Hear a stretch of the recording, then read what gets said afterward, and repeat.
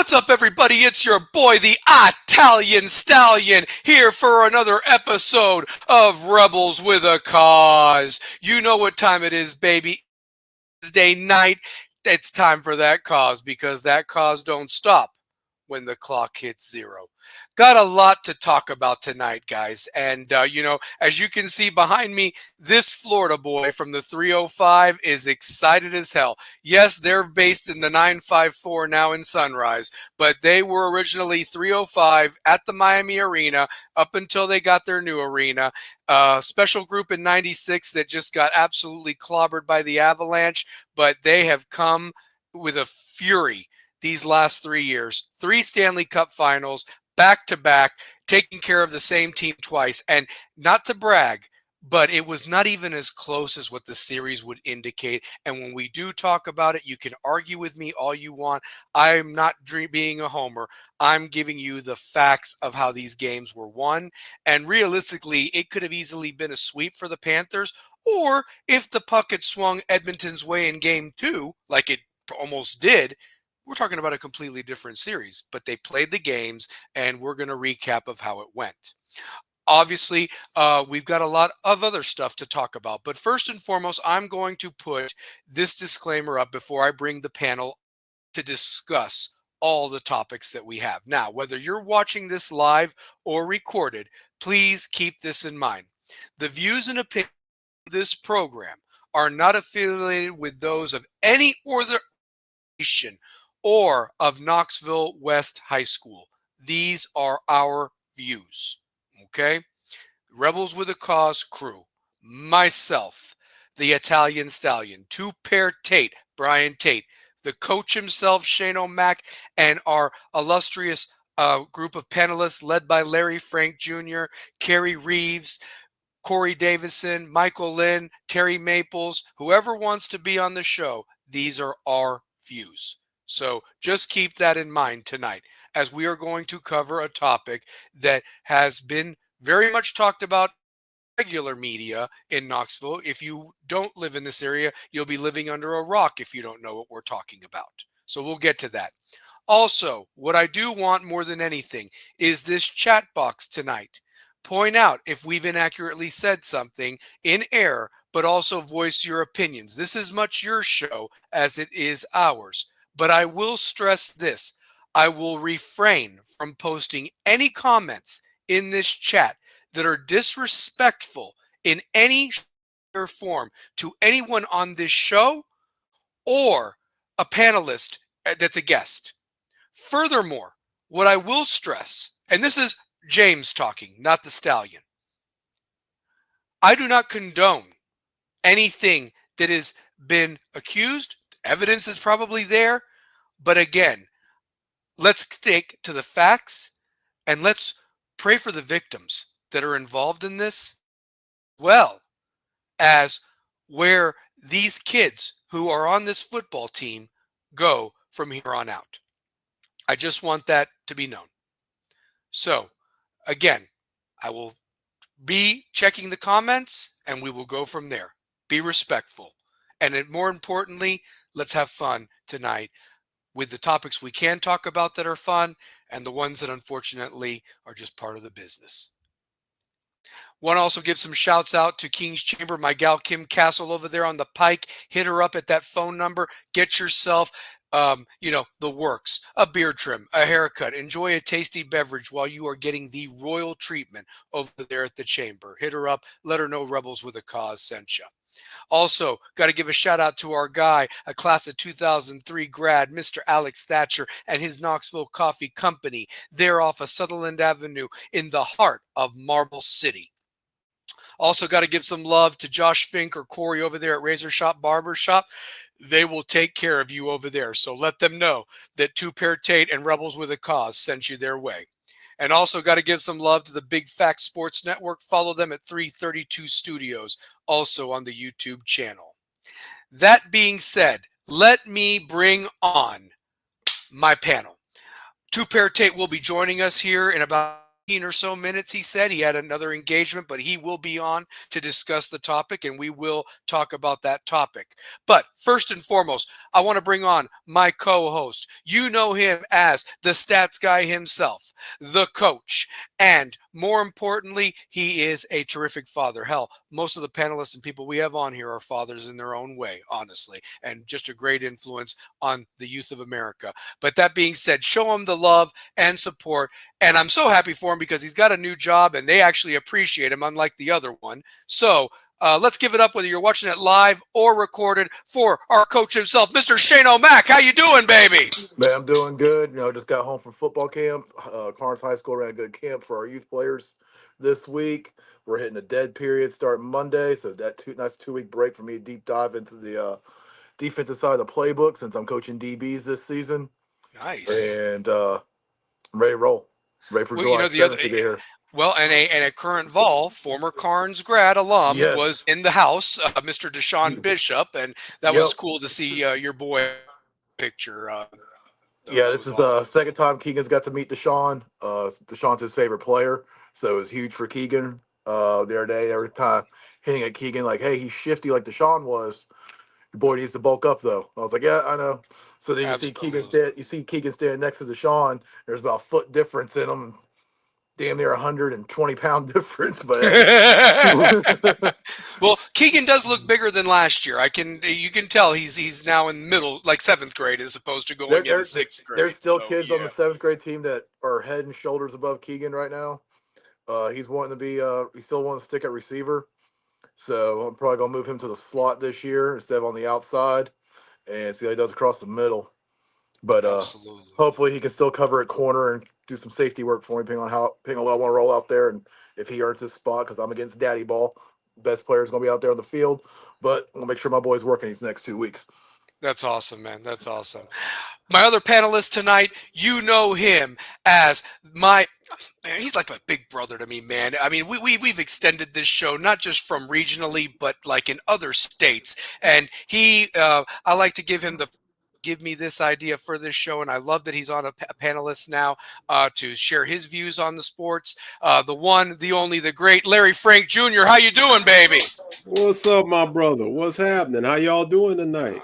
Oh man, we're doing great. Funny you mentioned something. I want to give a quick shout out. They don't watch the show, but give it to them anyway. I want to give a happy anniversary to my parents, Jim Freeman Sr. and Gladys Freeman.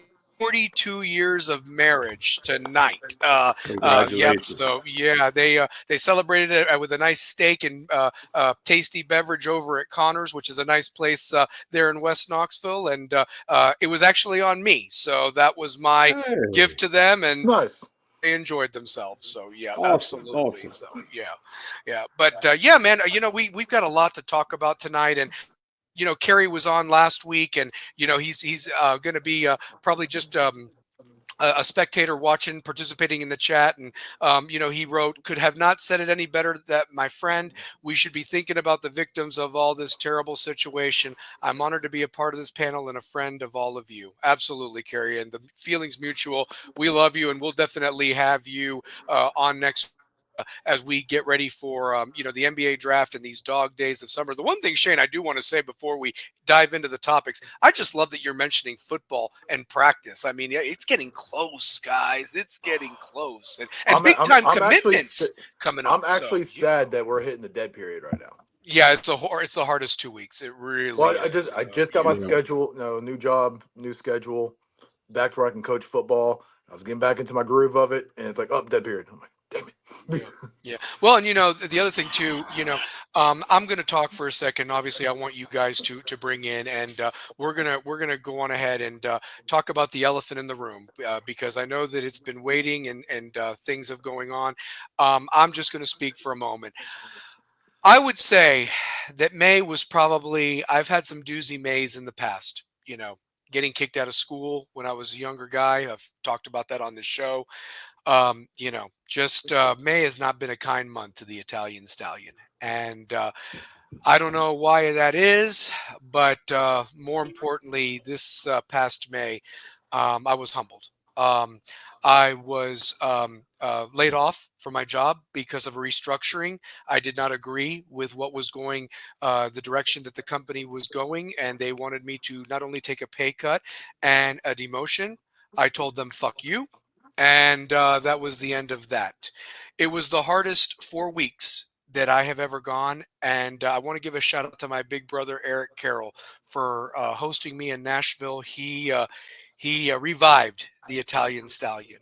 In the middle of all that, we I had to put a face on, and we had a fantastic spring that we covered for the West football team. Me and Two Pair called it live. You can definitely check out those highlights.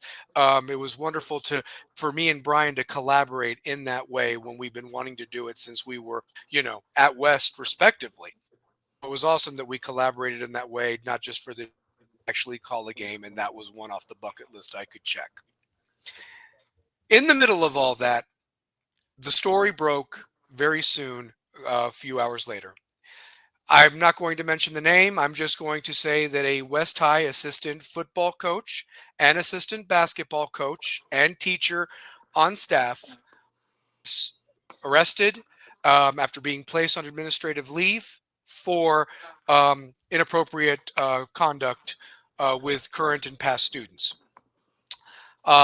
He obviously was arrested, arraigned, went is out on bond, and he went before the judge this past Monday, and it's been tabled until late July, if I'm not mistaken, or I maybe believe early you're right. Yeah. August. Yep. I think the 7th is his next one or 14th, one of the two. Yes. Yeah. Correct. Um, Furthermore, about 10 or so days, about a week later, another coach who will not be named was also arrested for a basically another inappropriate conduct with a student, and was also arrested. I believe he is also out on bond, and he will be going before the judge again in late July, if I'm not mistaken. That being said, in the midst of all this, while an investigation was being taken place, our head coach, Lamar Brown, was placed on administrative leave while they investigated. There was not much talked about after they placed him on leave. The story basically focused on the two assistant coaches. And um, to basically sum it up, yesterday, after emails and questions were being asked by the parents, by the players that were still going through summer workouts, a team that was still being held together by the assistant coaches, they wanted to know, who's our coach? Is he still our coach? And yesterday, the superintendent of Knox County Schools made the decision to not retain as head coach of West High School. As of right now, he will be placed, if he accepts a position, in a different school in Knox County, but he will not be allowed to coach for 2 years, pending his behavior and checks in with HR. Furthermore, it has been said that this decision was deemed because of almost like a Shane. Correct me if I'm wrong. Almost like insinuating lack of institutional control. Yeah, pretty much. Yeah. Saying that he oversaw and hired these gentlemen, and basically it falls on him. He has since had a conversation with five-star preps Jesse Smitty. I would recommend everybody to read it. It is a free read. If you even if you do not subscribe, you can look it up on Facebook. But I would highly recommend that you read every word, every question given by Jesse Smitty, and every response by Lamar Brown. I do not agree with the decision that was made by the superintendent. No. This was a honorable man who I have gone on record in saying that if I had a son or a grandson, I would want him to play for Lamar Brown. Lamar Brown was kind enough to let me be a part of the support team, to watch film, to watch to keep stats, and nobody's heart was more broken last November when we fell short of going for a three-peat. Controversial call or not, whatever. But I went that next morning. Didn't bring donuts like I normally did. I just wanted to just see if anybody was there. And I went to the door. The door was locked to the field house. And there was Coach Brown sitting in his truck. And he said, James. And I said, hey. And I came and anyway, got out of the truck and we talked. And, you know, I had seen a man who lost that game that night before. And he took it just as hard, if not harder, than his own players, especially with the controversy, whether he was in or not. But I looked at Coach, we shared a hug, and he just said he wanted to sleep. He just wanted to rest. Been a long season, been a long, tumultuous, a lot of football played for West. In that 6 years, they were either in the quarterfinals, semifinals, or state championship. And it's a lot of football. It's a year-round thing. A lot of people don't understand the sacrifices these coaches make, and for not a lot of pay. And I say all that I looked at this man, hugged him, wished him a happy Thanksgiving because that was coming up, happy holidays, and if he needed anything to call me. And more than anything, he said, thank you, James. Appreciate all you've done. And I said, I appreciate you, Coach. And I said, and you know what? We'll be back next year. And he said, yes, sir. And the fact that all of this, especially with how that spring game was, yes, the team looked special. Still can be very special. I hope that every young man, all 147 players, stick with it and make sure to win this one for Coach. Whoever your head coach is, whether they keep the interim or bring one in, you win it for Coach Brown. The last thing that Coach Brown said to me that morning, that dreary, cold, rainy morning, the day after that loss, he said to me, I say Antoine was in, James. I said, he was, Coach. And that's how we parted. He got in his truck and left. I got in my vehicle and I left. This man had a community reach out for him. Philip Falmer's children, whose grandson is now committed to Tennessee, who's going to be the starting linebacker again this year. A lot of talent on this team.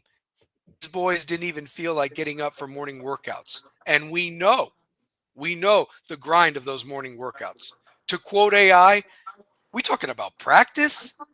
But the fact is, they got up and didn't even feel like getting up because they didn't see Coach Brown there. This is all they've known. When they were going up through the ranks, and Shane backed me up, they knew they were going to be playing for Coach Brown. That's who they wanted to play for. And now you've taken that away from them. The excuses that you guys gave was unbelievable. Wouldn't even meet with the man and his lawyer face to face. He passed a polygraph with a score of 13 that was given, he paid for it, and was given by somebody that does this all the time. To military people, no less. I mean, 32 years and 3,000 polygraphs, Larry, just to let you know. 32 years, 3,000 polygraphs done. He said the average is between 3 and 6. Lamar scored a 13. He legitimately did not know what was going on. The fact that he was blamed for the hiring of the coaches when he himself even stated, how can I have hired somebody that was already on staff for years while I was up in Morristown?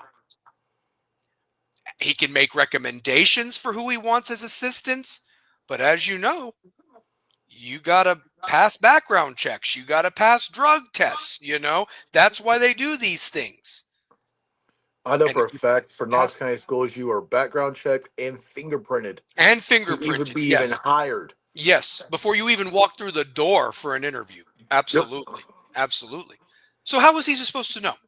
You know? And like he said, he admitted that we have twice as many kids as other football teams. And we do. We have 147. That's why we're extending a field house to house them all. So the freshmen aren't in the soccer field house.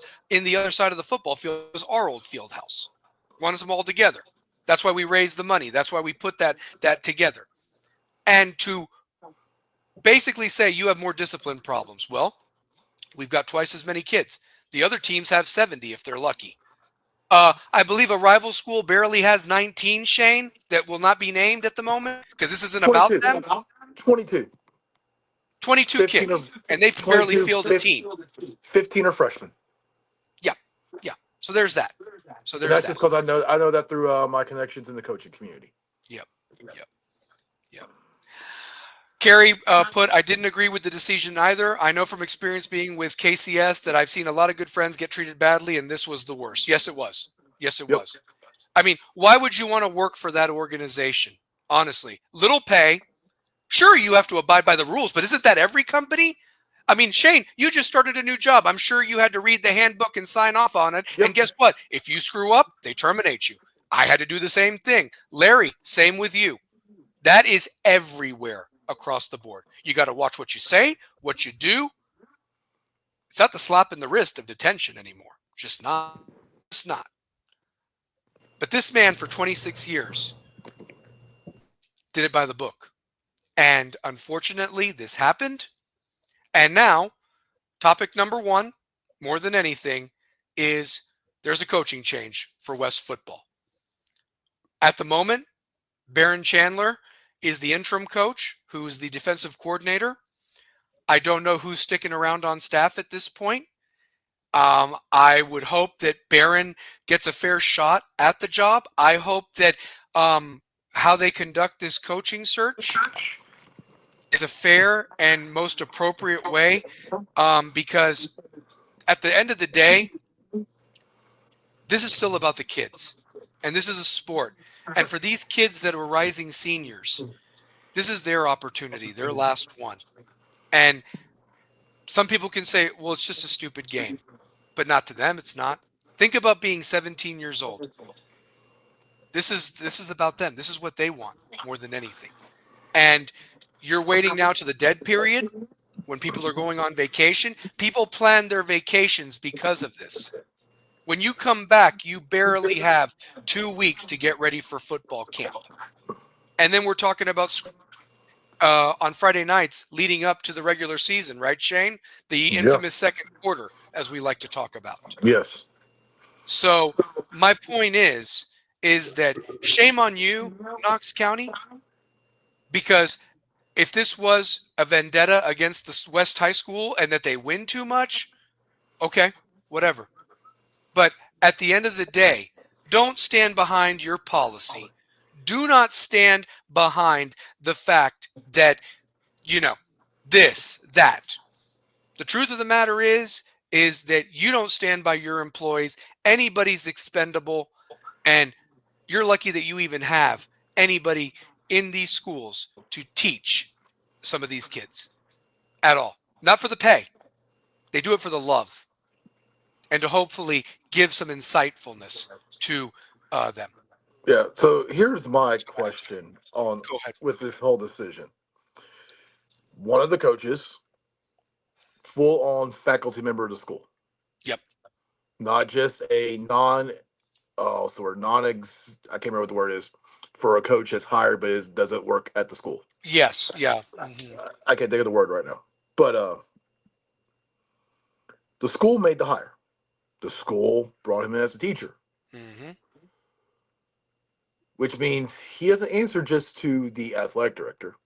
He answers to the principal. Yes. And the school board. Yes. So if that coach is interacting with those students that are victims, why is the administration not held accountable for his actions? Yes, he was a assistant coach to 2 separate teams at the school. Yes. So why is the basketball coach not being charged or being released? Because they didn't win a state championship. I hate to be that way. But you see, like, Yeah, you're right. if he's an assistant for two separate teams, Yes. then accountability would fall on both. Yes. But since he is a full time faculty member Mm-hmm. that the school recommended for hire, approved, this falls on the administration, not the head football coach. The Correct. head football coach is not in charge of what another coach does outside of their office hours. Mm-hmm. Mm-hmm. Yep. Just like our bosses are only responsible when we clock in, clock out, when we're in the building. Outside of that, we don't know. We have Yeah. no idea. We have no clue. You would like to give the benefit of the doubt Yeah. that people know how to act accordingly and not break the law. And that's what has happened here. That's where I have an issue. Larry, I know that you're not a West alum and you're not from here, but you are a former football player. You are a father. You know, you're a grandfather, for goodness sakes. How do you feel about this topic? You know, whether it was like maybe even a coach at your school had this happen like this, and he did nothing wrong. Yeah, I'm taking everything in, and I read the article that you sent me, and I'm putting myself in a hypothetical situation with coaches down here, beloved coaches down here, and from the outside looking in, I have to say this sounds 100% personal because if the accused assistant coaches were there prior to the head coach, then the actions of those coaches is not on the head coach. It's almost like they're trying to equate this similarly to what happened with the Joe Paterno situation. Joe Paterno knew what Sandusky. Sandusky. Sandusky was doing. Yes. He had knowledge of it, he had awareness of it, and he let it pass because the football program was thriving at the time. So if indeed Coach Brown knew what was happening and turned a blind eye, then that's a different story. However, if you don't know what's going on, to your point, you cannot, monitor what the other coaches are doing 24/7. And to Shane O'Mac's point, if the administration hired him, why is the administration not being held liable as well? Why is Coach Brown taking the fall? It's like if he's going to take the fall, then guess what? You need some other people in that administration at that school to take the fall as well. And if I'm Coach Brown, once the dust settles and my name is clear and I'm vindicated, I'm seeking legal action. And that might still happen.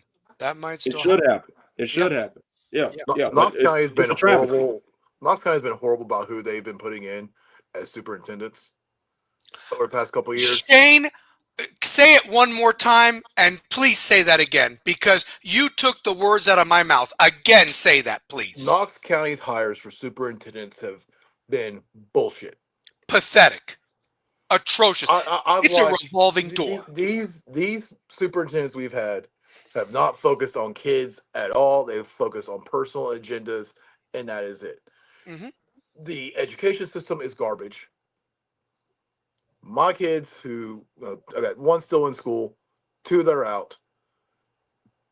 It's been complete shit show for years, Hmm.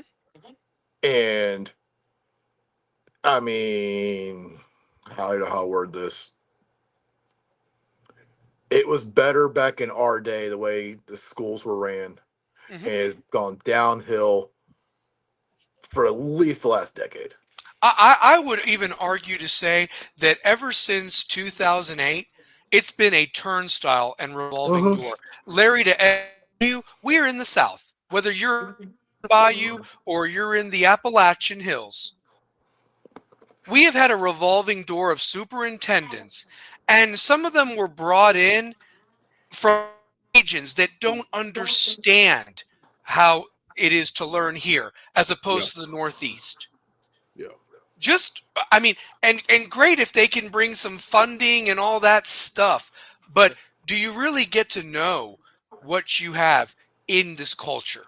You know, and it's changed since COVID. Yes, we have a lot of transplants that have come from California and from New York and, you know, have assimilated. I'm a transplant from Florida. Florida used to be the place that would come up, and now COVID changed some things.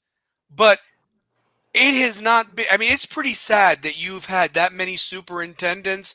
And I would almost love to just look up how many there have been since 2008, Shane, because I remember If my being, computer was working right now, I would pull it up oh, right now. absolutely. Yeah. But And I I mean, remember, shit, we had yeah, the one that had failed to become Knox County mayor, yep, and then next thing you know, it's like, oh, I'm the superintendent of schools.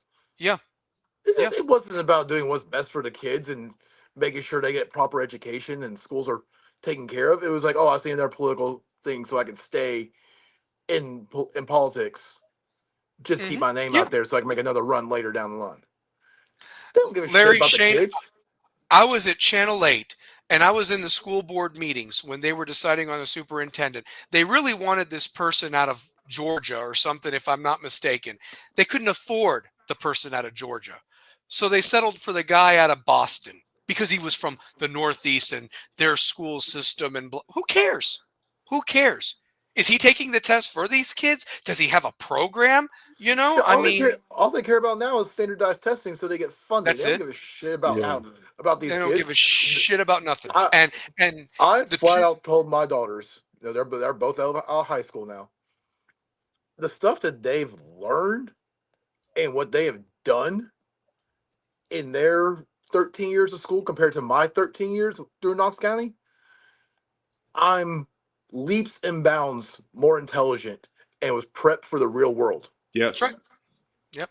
I think we all were. And you, That's Larry, have across the seen it. board. And Larry, you have seen it with your own children as they've gone through their schooling. You know what I mean? I can say this. We actually brought books home. Yeah. My youngest daughter graduated 4 years ago. My last child graduated 4 years ago, and I'm old school. She would come home, no books. I'm like, you don't have homework, you know? And I guess I'm telling my age. She's like, yeah, I got homework. I'm like, well, where's your books? Oh, I do it on the computer. I do it online. But she graduated with like a 3.2, 3.3 GPA. Mhm. I never would have believed it. They But changed our grading scale here from what it used to yes, be. Yeah, they did. yes, So love my daughter to death, the one that just graduated.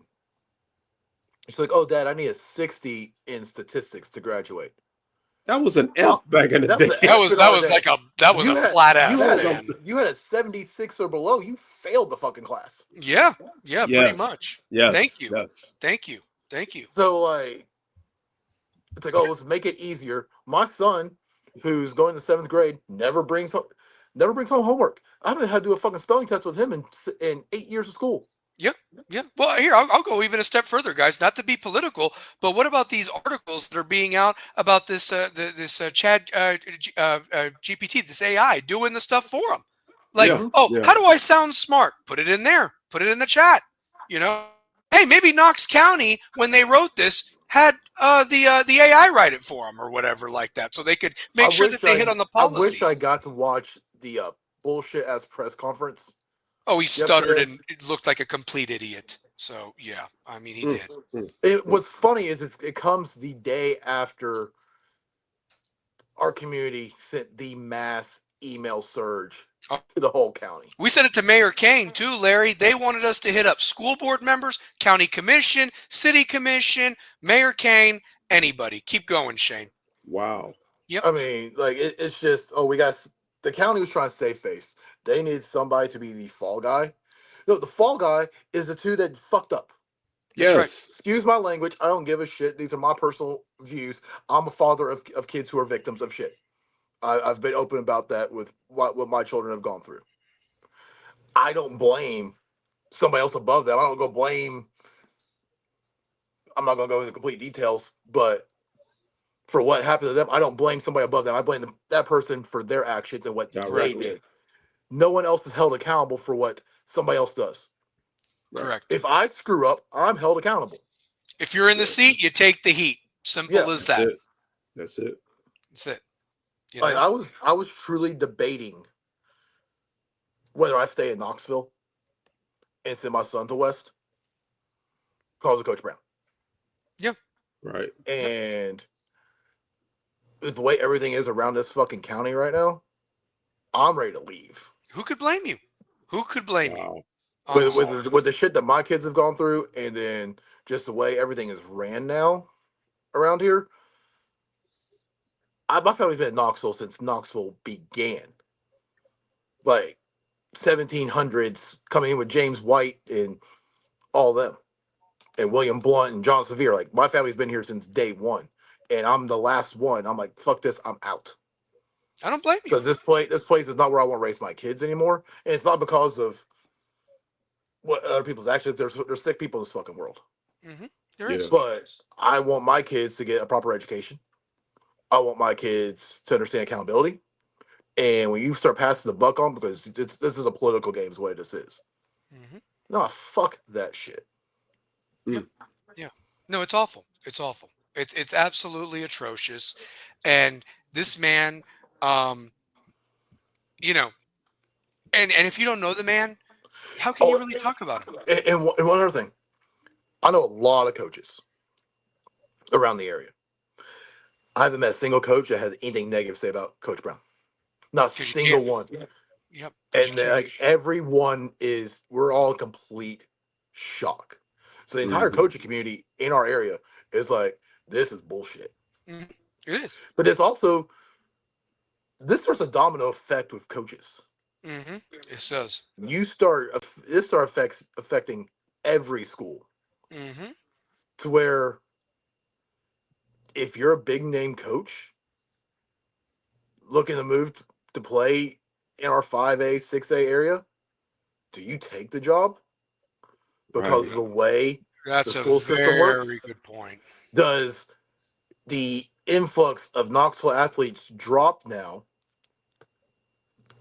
because you don't have coaches that want to be here? Because you have a coach that screws up that the school approved of, and you know him as a coach. You don't know him outside of anything else. Guy wins football games. That guy knows this. Guy knows that. Well, I'm not going to put my career on the line for somebody I don't know. That's right. That's right. So then And they're going to be under a microscope too. the coaching pool gets smaller. Mm. Yeah. When the coaching pool gets smaller, the athletes go elsewhere. That's right. Yeah. That's right. And I'm going to say this, and obviously I know when Two Pair gets on, he's going to want to say some things, and we can go back to it. I'm going to finish it with this for right now. Any coach that's in this county, like Shane said, big time, whatever.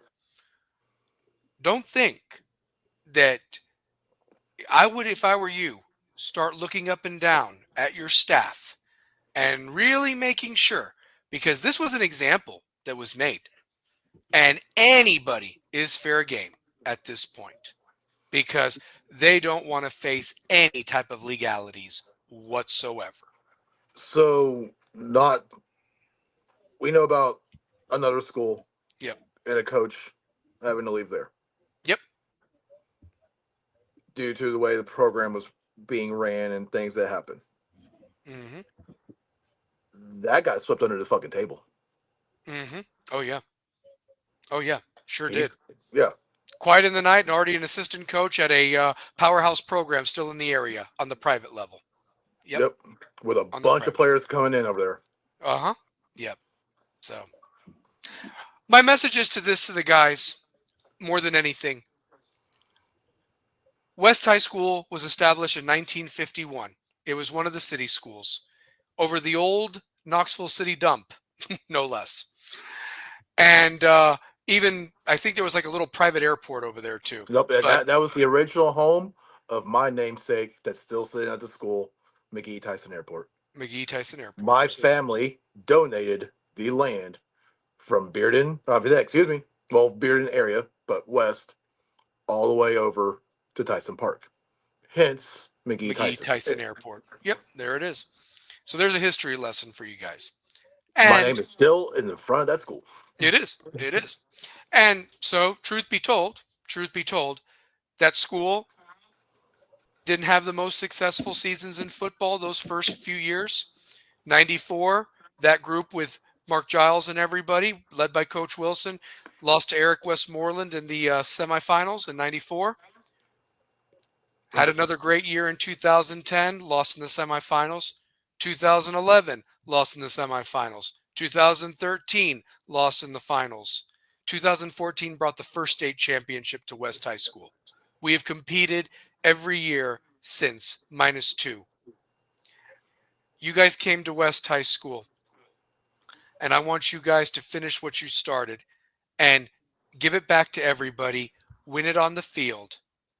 And I hope it's Coach Chandler. If it's not, whoever the new coach is, I hope that he takes this program and continues of where it was with Lamar Brown, because Lamar Brown put it in a place that was absolutely phenomenal. And I'm just happy and honored to have been on the ride. And I still want So to stay on the ride. my message to the players. I actually heard this tonight from Deshaun Bishop while he was talking. So as we know, I'm at Carnes. My son goes to Carnes. Deshaun Bishop with the Carnes. But what he said struck with me tonight after everything that's gone on. You came to this program for a reason. Coaches come and go. You ball out, you put your faith in God, you stick with where you come from, you will make it to the next level. Deshaun was talking tonight about how his first 2 years at Carnes, they won 4 games in 2 years. Mm-hmm. And then he goes on to his junior and senior year and becomes is Mr. Football. Yep. Which is, for those who don't know, it's the equivalent of like winning the Heisman Trophy in our area. Mm-hmm. Yep. You stick the course, you trust the process. Iron sharpens iron, and adversity makes you stronger. Yep. This is the biggest adversity you're going to face as young adults right now. Mm-hmm. Don't bail on the program like you see other people doing around the area. No, one of your rival schools hardly has a team put together right now because everybody bailed because of a coaching change. You know how to play football. Coaches instilled that into you. Trust the process. Stick with the course. Win this year for him. Mm-hmm. Don't bail. That's your cause. These Rebels with these a cause, baby. these have been your brothers for the last 3 to 4 years, 2 years. Incoming freshmen right now. You get to start a new legacy with a new coach. You build off what you built already. You dominate everything you do, from workouts. Work out during the dead period. You got the dead period coming up this at the end of this week. Work harder. Get in the gym, get running, study film, learn your playbook. Be ready to go July 7th. Damn right. Damn right. If Larry? you bail right now, you set yourself back, because now Yep. you got to go to somewhere else. You got to learn everything. You already know what you're doing here. You already know the plays. You know everything. You know the tendencies of every player on your team. Stick with it. Don't bail. Keep this program what it's been under Coach Brown. Amen. Amen. Larry, what would your message be, bud? Starting off to the senior class, the incoming senior class, it's your duty and your responsibility to uphold that legacy that's been established. Secondly, it's your duty and your responsibility, as Shane just said, to honor Coach Brown. But more importantly, you have a whole bunch of underclassmen behind you that probably don't know what to do. You know, they're coming in, especially the freshmen. Uh, they see the tradition that's been established. They wanted to be part of a winning tradition. And now they're probably questioning, what the future holds for them, as well as the sophomores and the juniors who have the next man up mentality. So you, as the senior class, need to just serve as an example, serve as leadership, keep your head straight, and lead this team. Everything that you guys were doing on that gridiron, continue doing it. You know what you're doing. It's work for you. Improve on what you've been improved and be leaders on and off the field. And to everybody else that's on the team that right now is kind of just in a whirlwind right now, look up to your senior class, look up to your big brothers, and just stay focused and stay the course. And as Shane said, I just got to keep piggybacking. Shane just hit a bunch of home runs. He did. There is a new legacy that now you have an opportunity to establish. So everything that you know right now may seem like it's over, and maybe technically it is as far as the story is concerned. But you can take that story that learn from what you already know, and then use it and plant the seeds for a new story and keep the tradition going. Because the last thing you want to do is have a big, massive fall from grace. To win 2022, 2023, to really be behind the 8 ball and still make a run last year and look like you had everything set up for a run this year, you don't want to, just throw the towel in because of what's happening. You can't fight what the school board is doing. You can't fight it. So instead of letting them win, obviously it's personal. Okay, they have a problem with you guys winning. Okay, stick it to them. Go on the gridiron and go win another one. Band together. And whoever the coach is, the interim coach, the new coach, band together and do it for Coach Brown and just keep it rolling. And one more thing, guys. One more thing. Shane, I'll let you finish up. One more thing. Just remember about this, guys. It's all about the W.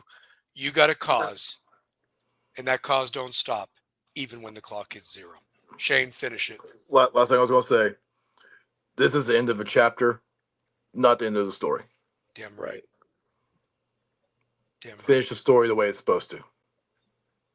You write the ending. Absolutely. Absolutely. Yeah. Moving on, guys, to a lighter subject. The NHL Stanley Cup wrapped up last night with the Florida Panthers.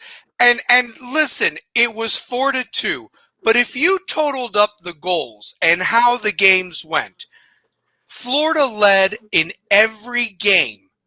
Pretty much in the game 1, they actually had a lead and blew it. Edmonton won in overtime and took game 1.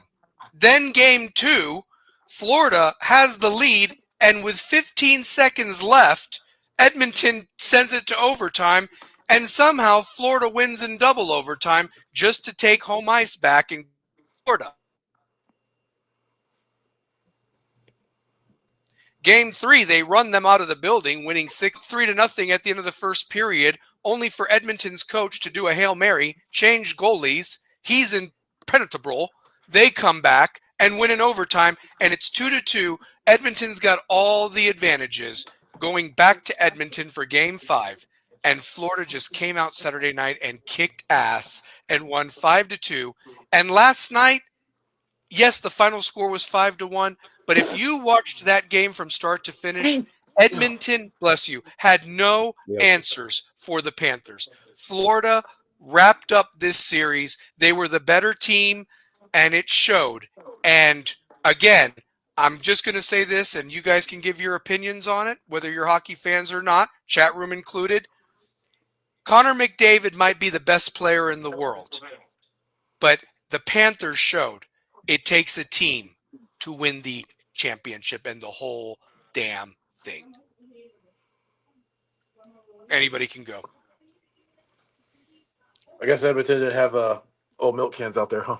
Kate Flynn. I think the magic of Kate Flynn is gone at this point. They need some new cans, some new oil cans, or what have you. So. Larry, let me ask you this from this standpoint. I know that you don't follow hockey, but you've seen a lot of great football players over the years that, they were dynamic and sometimes their legacy is defined that they didn't have many championships. Obviously, Jordan set the precedent, Tom Brady in football. But for as many guys that were like that, you also have your Dan Marinos that set a lot of records, but just were on bad teams that just couldn't get over that hump. That's right. He only had one chance at a Super Bowl, know, and he was going up against arguably the greatest at that time, Joe Montana and the 49ers. Right. You've got a guy like Connor McDavid who's still in his prime, but at one point, how many chances do you get? The Buffalo Bills had 4 with Jim Kelly, and they could never get over the hump. So sometimes you don't even get one chance, let alone, two. But Right. where do you think this leaves the legacy of a star player like that, and that they lost to the same team 2 years in a row? One game less than last year, and he only scored one goal the entire series. And he doesn't have a championship. And he does not have a championship. No. Uh it puts him basically in that category similar to a Charles Barkley, a Dan Marino. You will always be known as a great player. And I think it's really tough and it's really hard when you're an all-time great and you don't have that ring to solidify. It's almost like that's the icing on the cake. You know, I look at guys like in the NBA. I look at like Patrick Ewing. I look at, Charles Barkley, Reggie Miller, Kevin Johnson. You're Carl talking Malone. about Carl Karl Malone's Malone, another one. Yep. Sean Kemp, Yep. you know, legendary guys who are going to be considered amongst the greats. And I mean, like I said, I don't watch hockey, but I'm pretty sure, from what you're saying, this dude will probably go down as a top 50 all-time player when he puts the stick down. Yep. But not having that championship to solidify that, I guess, all you can do is you either, keep going throughout your career and just give it the best that you can give, or you pull a LeBron and ring chase and go join a team. And because I mean, that's the era that we're in now. Nobody wants Nobody to, wants to stick through the process. they don't want to go through the process. They don't want to go through the maturation. They don't want to go through, having to claw up and earn it. They either want that instant gratification of winning it now, or they go to a team and get a ready-made championship. Just add water. Yeah. Look at Kerry's stat right there, bringing the heat tonight. Florida led for 255 minutes in this series. Edmonton led for only 33 minutes. There you Story go. of the series. There you go. Absolutely right. Absolutely right. And you had some overtimes in there too, as well. I mean, that's just nuts to me to think about, honestly. And it's true.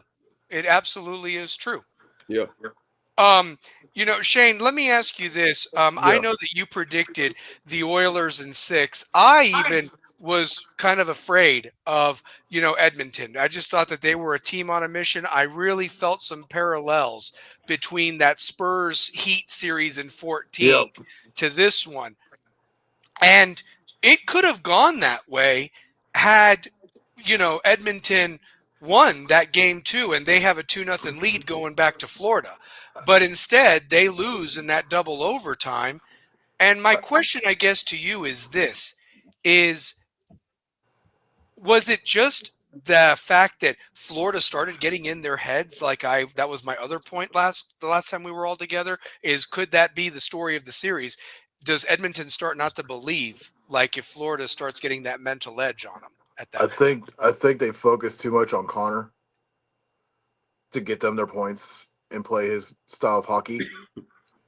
It almost reminds me of the way Tennessee was with Dalton Connect. Hmm. You sit back and look at what he can do, and you don't play team ball or team hockey in this sense. I mean, he's the best player in the league. You shut him down, there's somebody else. Hmm. That's And something interesting too. Florida has the experience. They've won back to back. I mean, they know how to do it. Yeah. And I think they're well coached. We talked about to be successful in certain sports, it starts at the top. Do you have an owner that spends their money correctly and isn't afraid to spend money? Scared money don't make money, right, Larry? Simple as that. That's That's right. number one. Number two, you have to have a general manager that knows what it takes to win and has a good relationship with your coach or manager, whatever. And more importantly, the players have to buy into the style. And it looks like that's what Florida has done. They have made correct acquisitions. They've kept the guys they've needed to free agency wise. They've made some guys and revived their careers, and they have fit in somehow. And it's really is about the culture. You can hope your team does great, but if you don't have the culture, and this goes for any sport, you're not going to do shit. You're just Right. not going to do shit. You just can't. It's impossible in this day of age. And you may have the best player in the world, but like Kerry said, this guy's no Gretzky. Gretzky had 8 MVPs and 4 rings in the same amount of time that McDavid has no rings and no MVPs in 9 years. It's a talented player, but at the end of the day, it's about MVPs, trophies, your contributions to the team. And the truth of the matter is, when the moment was there, you scored 1 goal in 6 games, and that is not acceptable in any type The of, game. the true sign of a great player is, can you make everyone around you play up to your level? Mm-hmm. Yeah. If you can't, then you're just chasing stats. Mm-hmm. Right. Yep. Yep. Well, Look at I mean, Sam Reinhart. 4 goals last night. 4 goals last night by himself. So, yeah. I mean, I was about to pull the LeBron comparison. yeah, please do it. LeBron cares about his stats. Yep. He goes to where he could possibly win a championship. What's going to make him bigger than he already is? Great player, but who's he made better around him? Not If really, you not can't, many. if your teammates can't play up to your level, to where you don't have to bring in the next big superstar or make a big 3, big 4, big 5, however you want to look at it, you care about yourself. And that's an issue that you see with sports now, is a lot of guys care about their own personal achievements. They care about the team achievement. Mm-hmm. Yep. Yep.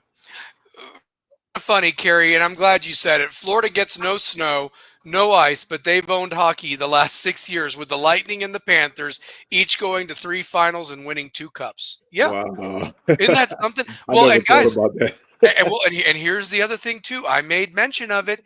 It is now still, since 1993, that a Canadian team has hoisted the Stanley Cup, and that was the Montreal Canadiens. So if you're keeping track, 25 plus 7 is now 32 years that a Canadian team has not hoisted Lord Stanley's Cup. And that's a kick in the nuts to them, man. I mean, yes, the National Hockey League spreads across 2 countries, but realistically, Canada was behind Edmonton again, hoping. And a Florida team that was basically, ironically enough, in their expansion year, the same year the last time the Canadian team won the Stanley Cup. You can't write that story any better. 32 dude, years. I was 16 years old and I'm pushing 50. So That's think crazy. about that. Yeah.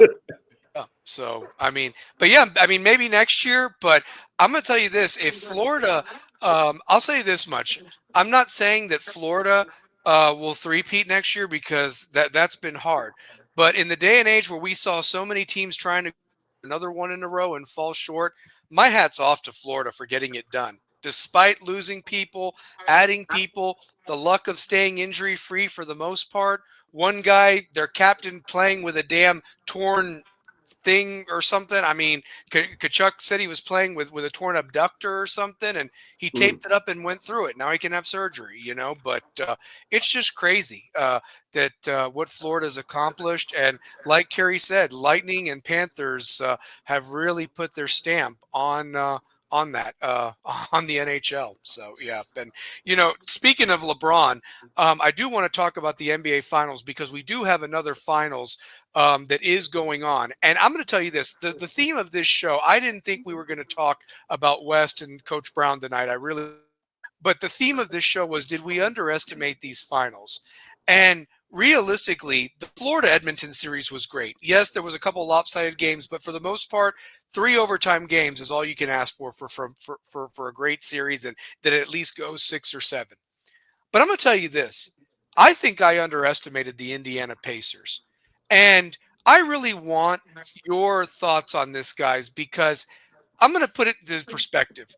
I can speak as a Panthers fan that this could have been a complete different series if Edmonton wins game 2 and it's 2-0 going back to Florida. Because realistically, theoretically, you just have to split one with Florida on their ice, and you can basically hoist the cup in your own backyard in game 5, the way that the series goes now. But what I'm getting at is Indiana in game 1 basically showed us everything we all talked about. Kerry included. We didn't think Indiana had a chance.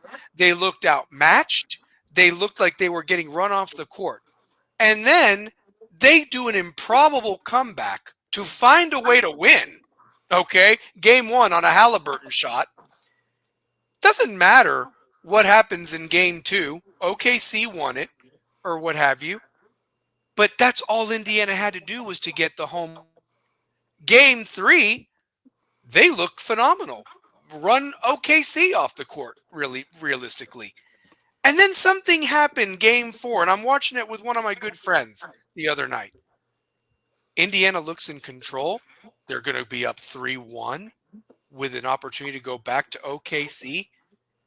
And then Chet Holmgren happens, and the final 10 minutes of the fourth quarter that I still don't know what the hell happened to Indiana, and OKC gets it 2-2 and takes home court back, and you knew what was going to happen in Game 5.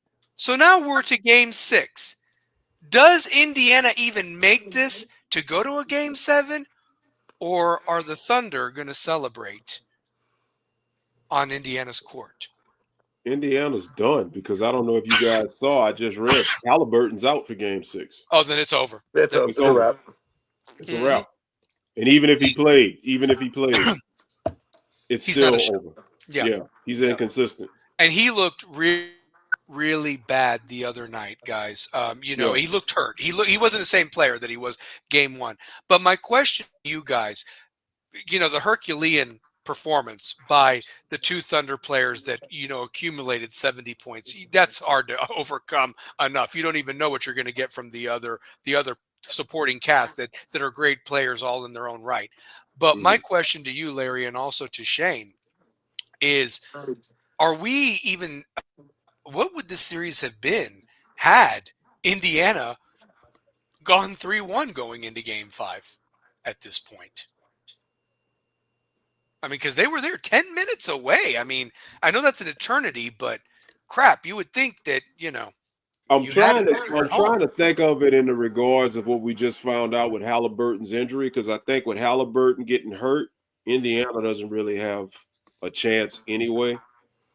But if they would have been up 3-1 and Halliburton doesn't get hurt, it's pretty hard to come back from down 3-1. I don't care who you are. Yeah. Yeah. And the Thunder are young too. I mean, they're kind of a young team still. They're a young squad. They're inconsistent. I mean, yeah, LeBron did it, but hell, it was LeBron. So, you had Kyrie and a good cast of characters around you. Yeah, I don't think when they both go for 40. So yeah. Oh yeah, that's what I'm saying. I mean, to overcome that, I mean, geez, So and Kyrie, in my opinion, was the true MVP of that series. But they had to give it to LeBron, because if Kyrie don't show up, they don't come back. That, and keep in mind, Draymond gets suspended, so that was huge too. But no, back to this series. If Indiana's up 3-1 and Halliburton is not hurt, does not get hurt, OKC probably wins Game 5. But once again, when that series goes back to Indiana, it's over with a healthy Halliburton. Can I ask you guys your opinion on this? By the way, I want to talk about Game 4, because you know what I think that's going to be the legacy of this series is that Game 4. The fact that it could have gone one way. And Larry, I agree with you. Even if Halliburton, you know what you're going to get if that happened? It would be another team that came back from a 3-1 deficit, and you would just add to that lore. You know what I mean? Like OKC would come back because Halliburton got hurt. Right. Here's my point, and you can back me up on this one too. The Game 4 is going to be known as the pivotal point of this series, number one. Either way, because you're looking at a difference of 4-2 to 4-3, or maybe 4-2 for the Pacers. But my point is Game 4 is also known as the damn game that Stephen A. Smith was so uninterested in it. He's playing damn tear on his cell phone. Yeah. I mean, if his damn precious Knicks were playing, I guarantee he wouldn't be on his damn cell phone playing solitaire. If the Heat were playing and he was down in South Beach in Miami, LeBron or no LeBron, I guarantee his ass wouldn't have been on that damn phone, or in Golden State or Los Angeles or wherever. And he was he misbehaved was he being was in Indiana. unapologetic about it because Oh, on his podcast or whatever, he goes on to say, so everybody has a problem with me playing on my phone. Yeah, I was playing on my phone. Kiss my ass. Like you just, dude, you make $100 million. You're paid to cover sports, and you ain't paying attention to the fucking game. yeah, yeah. I mean, can I ask you guys this? No, be honest with me. That Final Four, we agreed, was probably one of the best Final Fours we've seen in a long, long time or whatever. Do you Yeah. think Barkley, the Jet, were on their damn phone watching, Florida come back against Auburn or Houston against Duke? I mean, I just would not see it. I mean, I don't think that would be happening with those guys. I mean, it was You know, just, oh, No, I saw a thing the other day where we don't have sports commentators anymore. you don't. We have guys who care about their own personal egos Yes. and pushing their personal agendas 24/7 in sports. Give me the Van Pelts, give me Stu Scott, give me those guys again that made me want to watch sports and listen to what they had to say. I don't give a shit about how you personally feel. You're being paid $100 million and you're sitting there on your damn phone. You can't tell me anything about a game that I can't already find out myself. mhm. Right. And he gets paid millions of dollars. I mean, guys, he's like the highest paid person at ESPN now, if I'm not mistaken. Over 100 million. Can you imagine? So, yeah, yeah. Let me ask you this, Larry. This might be near I and dear see to it. your heart. You see it. You do see it. Yeah. Okay. So I'm going to put it up. The Universe Galaxy. Welcome to the show. Can you talk about the topic of Michael Jordan fans being the worst sports fans of all time? It's a good topic. I've tested it many times on my, and lots of people get into it. He goes on to say people from the 80s and 90s always act like everything was great back time and everything today is terrible. Laugh out loud. And not only that, but they repeat history and they don't realize it. Well, I mean, you know, I'm going to say this. I don't think Michael Jordan fans are the worst sports fans of all time. Um, I think that designation would go to, I mean, Gator fans or, things like that, or, Alabama Dal- fans. I don't know. Dallas Shit. Cowboy Dallas fans. Cowboy Yes. fans. I mean, I don't, I mean, here's the thing. Georgia Bulldog fans grown men that bark at other grown men. Yeah. Yeah. I mean, Yeah. I'll say this much about Michael Jordan. Okay. Was I a fan of his per se? No, because I liked the Miami Heat. Had he played for the Miami Heat, oh my God. But here's the thing. I got to respect the guy because you just watch the brilliance of him on the court. And I just like that killer instinct of him that he was so damn competitive. He hated to lose card games or gambling in general. And the fact that he went on the dream team so he could scout the competition and kick their ass even worse or whatever and learn their secrets. That's a killer. That's what's missing today. I'm not trying to say one era is better than the other, but I like that killer mentality, that dog in them. That's what I like more than anything. But I come from a different school. Jordan stepped on the court and demanded your best. Mm-hmm. If you disrespected him, where you were guarding him, or he found out that it was gonna be some scrub guarding him, it's like, I'm going for 50 tonight. Mm-hmm. Fuck y'all gonna give me this lame ass dude on you? I'm torching you all night. Mm-hmm. He demanded perfection from his teammates. Mm-hmm. Yep. The closest thing we've had to that killer instinct is Kobe. Yeah. The Black Mamba. Yep. And Kobe studied every move Jordan had. And when Jordan talks about who was the closest to him, he says it's Kobe because Kobe stole all of his moves Mm-hmm. and perfected them. Kobe demanded greatness. There was nothing more important to him than basketball. Kobe's probably a bigger killer than Jordan was because there was no outside distraction. Mm-hmm. Kobe lived, eat, and breathed basketball and perfection. Yeah. This modern era, you don't see it. You don't see defense play. How many games do we see where these type of points where it's 120 points a game? There ain't no defense. Jordan It's played not. in a better era. You drive the paint, your ass is getting knocked out. I think to carry on of what the last show that we had was the fact that you didn't have guys sitting out or managing minutes Time or whatever management or like that. load management. Load management. Load management minutes. I mean, that's the one thing. And maybe we're from a different era. That's fine. Everybody's entitled to their opinion. This universe, galaxy, everything you guys are saying has lots of problems, and only a Michael Jordan fan would say all these things. Michael Jordan fans have these takes partly because they are influenced by the media.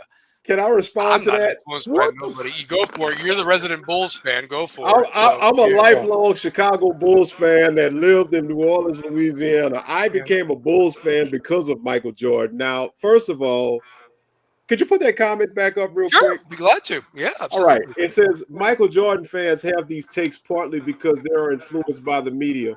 I'm sorry, Influenced by the Universe media. We Gathering. grew up watching it. I watched it. I watched it happen. I was blessed. I was privileged enough to watch Jordan. I watched Jordan get his ass kicked by Detroit crying Mm. because I was 11 and 12 years old. That's how much The I bad love boys Michael of Jordan. Detroit. The Yep. bad boy Detroit Pistons beat the shit out of Jordan. Yep. And he came back, he trained harder, and he elevated the Bulls. Let me tell you something. When I get into a debate, and I don't debate this generation anymore, I don't do it because I don't use the ring argument. I get what this generation is saying, that all the people talk about is the rings, but when you're going to be a 10-time scoring champ, a 9-time defensive player of the year, you know what that means? You were a two-way player. You were a two-way player. You got most modern day NBA players today saying Michael Jordan is the GOAT over LeBron. Okay. And as far as talking about the eras, we have two different eras of basketball. There's no physicality in today's era of basketball. If you fart on somebody, they're going to call a foul on you. You can't hand check anybody no more. Basketball was physical back then. You You have look the grown men wrong way. playing. It's a technical. Exactly. Listen, Bill Laimbeer, let me see, Xavier McDaniel, Charles Oakley. You start talking about freaking Brock Lesnar versions of basketball players. They were literally just beating the hell out of each other. So Rodman was a physical Rodman, player. you Yep. know, and In that area, they didn't care if you could score, rebound, and knock the motherfucker out coming in the paint. yes. And I'm gonna We say got something guards to else. shoot. I'm sorry, Shay, but real quick, I'm gonna say something else. Every team back then had a superstar. They can say what they want about, because you ever see the graphic? This is what drives me crazy. They'll have a picture of Giannis, and Giannis is my favorite modern day player. I love Giannis. That's Yeah. my guy for the day. Yeah. They'll show a picture of Giannis and say this is LeBron's competition, and then they'll show a picture of Craig Elo and say this is Jordan's Oh, competition. that's so crap. I mean, And oh man. I laugh at that. I'll tell you why I laugh at that. Because every team, you had superstars, you had studs on just about every team back then. And you had a good cast of role players that made every team better. That's why the NBA was more competitive. That's why we actually watched the playoffs from round one all the way through the finals back in the day. I don't watch the first couple of rounds of NBA playoffs Because because it's 9 times out of 10, predictable. you Yeah. got a team that's under 500. LeBron, you know why LeBron got all them first round victories? Go check his record. Pretty much what I think he played his career opponent percentage or whatever was under 500 for first round. And then they're going to come at you talking about, well, if Jordan didn't have Scottie Pippen, he couldn't get out of the first round. I'm sorry. This is a participation trophy mindset. I want a championship. I don't give a damn about the first round. So what if LeBron is undefeated in the first round? So what? I want to get to the NBA finals. And I don't use the ring argument, but 6 championships, 6-0, has a lot more ring to it, no pun intended, than 4 and 6. Yep. It does. And he didn't pick the Let's go back. players. Let's go back to 96 was what, the 50th year of the NBA? Yeah, I believe so. Yes. And then Yes. just a few years ago we had the 75th anniversary. Yes. That 50th year team, when they brought everybody out, we knew most of those players. Because they Yes. either had just retired or were still actively playing. Yeah. Yep. So that the 50 greatest players were all during the era that we grew up watching basketball. Thank you. Then we go 25 years later, you only have a handful of players from right now. Right. And most of the guys that are getting added are guys that came in on the late end of that 50th team. Yes. So the level of competition obviously was higher. You could name off every team in the NBA during the 90s, during Jordan's era, and I can tell you an all-star off that team. Yes. Mm-hmm. Yep, for sure, for sure. And let's also throw this out there, Larry. To your argument, let's go look at the records of the teams that got in. They all had winning records. There was none of this play-in game crap. The best 8 got in, Yes. and they worked their asses off to get into those. I mean, it was. Yeah, I mean, it was, and Jordan probably disposed of that first round opponent like you should. I mean, sweep and all. I mean, And simple as and that. and I mean, also I go sit back and look think at back to. go I look sit at back and go real ahead. quick. Go look at Jordan's hit list of players, top 50 players that did not win a championship because they could not beat him. You Mm-hmm. tell me the great players that Jordan denied. Now compare that to the players that LeBron denied. I'll wait. Mm-hmm. Yep. Yeah. Well, I think he's backstage ready to come on. I know he's got a lot to talk about. Better late than never, but let me tell you something. He is here to talk. He can talk about NBA. We can talk about Lamar again. We've covered a lot tonight, but give him the dap he deserves. The one, the only voice of the Rebels and Lady Rebels for 20 years coming up. The one, the only two-pair Tate. Brian Tate, what is up, baby? How you doing? Good, man.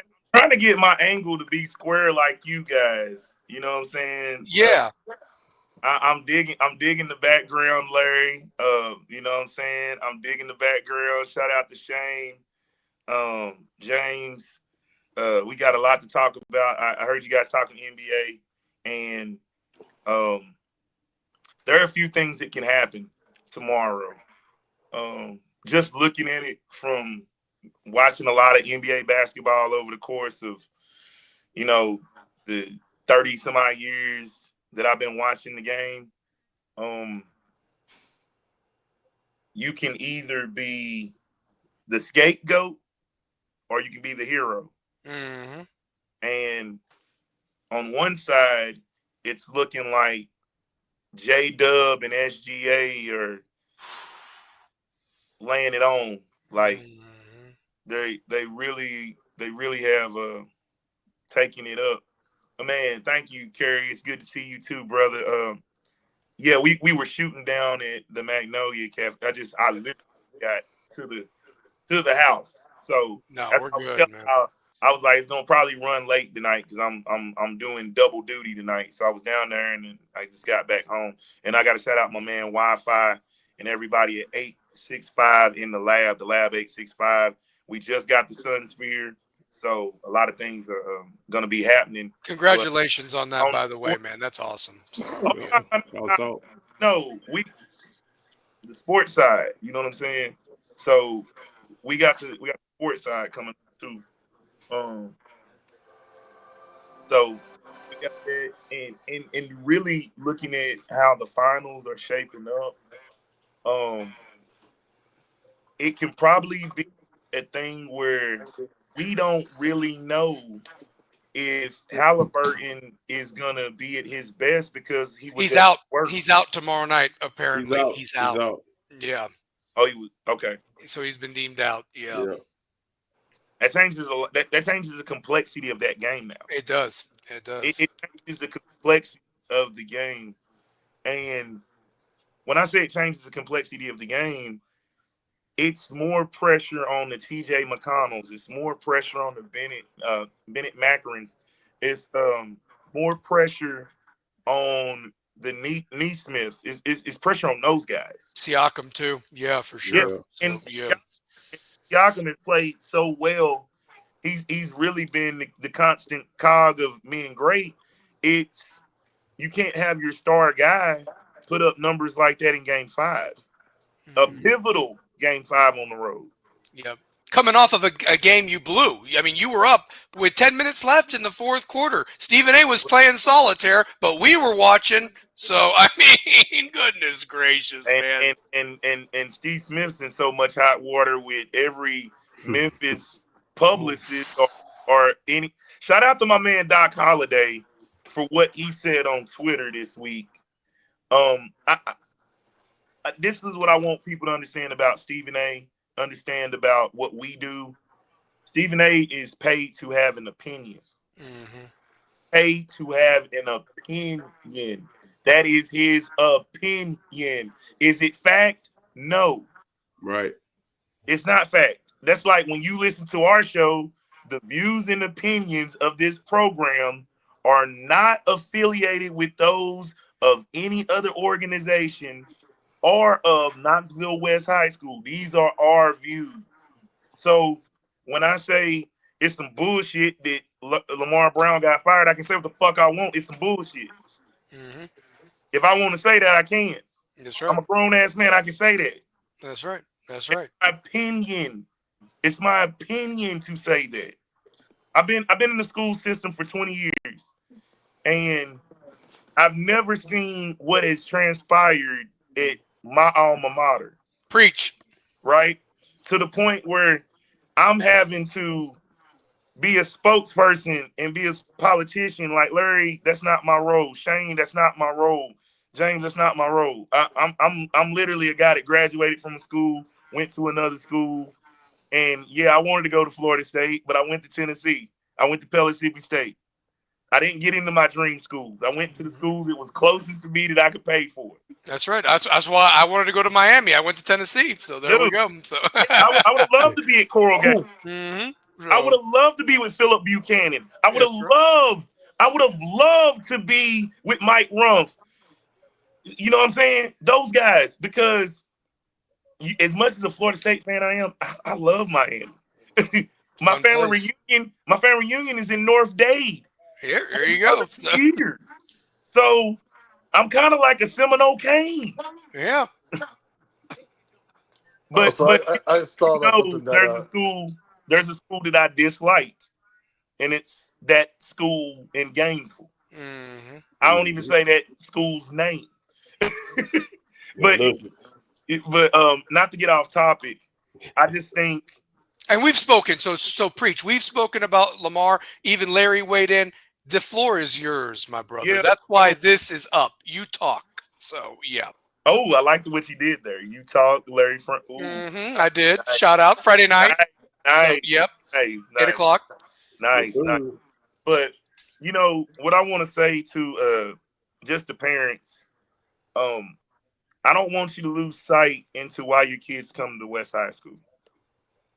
Like I don't ever want kids to lose sight while they go to this school, because you look at a guy like J.P. Peace, who's headed to the University of Tennessee, and now everything that this young man does is going to be watched under a different microscope because of the transgressions of other individuals.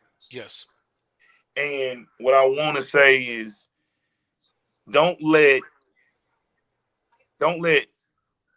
a bad apples spoil the bunch. You know, because if anything, I want to pray for those individuals. Mm-hmm. I don't want to speak bad or ill will to those individuals that cause the circumstances that we have right now.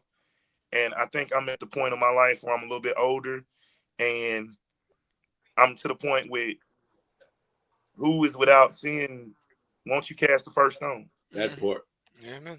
You know what I mean? So I can't say that I wish I was there more, because man, that school has given me a lot.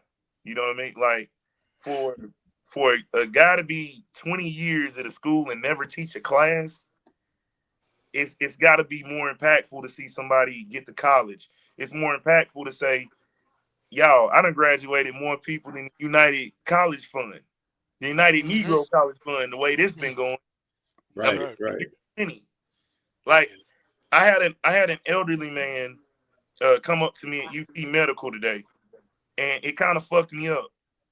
It really did. He older black gentleman came up to me and he shook my hand, and he was talking, and he was like, I love what you guys are doing with the podcast, and I love what you do for West and Pellissippi. You're a great representation of the school, and I'm sorry for what's going on right now. I didn't even know what to say to that guy because he doesn't know me from doesn't know. He just knows what we do, That's it. and he even said he watched the scrimmage, like he watched the videotape of the scrimmage because of Hmm. us. Yeah.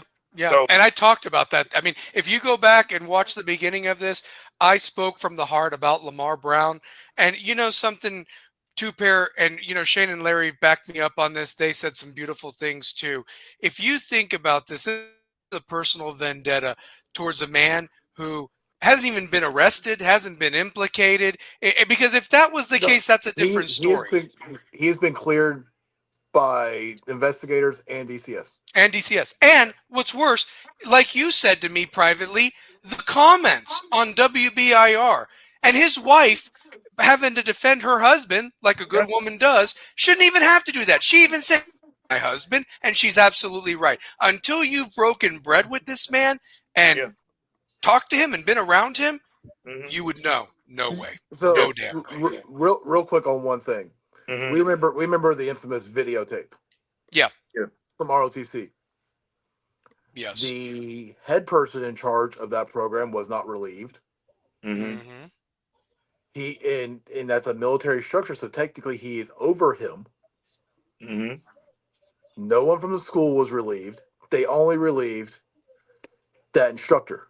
Mm-hmm. So why is this so different? You had video footage. Mm-hmm. Right. Right. Video. And one of the students destroyed said footage to protect him, which was even more unbelievable. And nothing happened Yeah. to the student. And he even said, and I quote in the Knoxville News Sentinel, "I'd do it again for my commander." Said it just like that.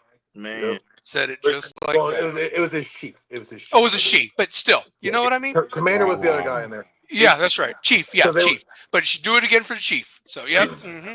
it's just right now. I just I won't say to the parents. I won't say to the kids. Like I wanna be there for you in the worst way, but we we we we are very big on growth and development. What we do as men, because those young men look to us as role models and examples. So you remember I put out the quote, "You're being watched when nobody's watching you." Mm-hmm. That's kind of like what this situation is. So even tonight, while we were shooting for the show, I'm cognizant on I gotta be on Rebels with a Cause and have the mind frame to be articulate enough to say what we witnessed is not the doing of an head coach. It was a few bad apples who lost their way as men. Mm-hmm. And that has an effect and it causes child development to decrease when you see grown men or engaging in those type of acts.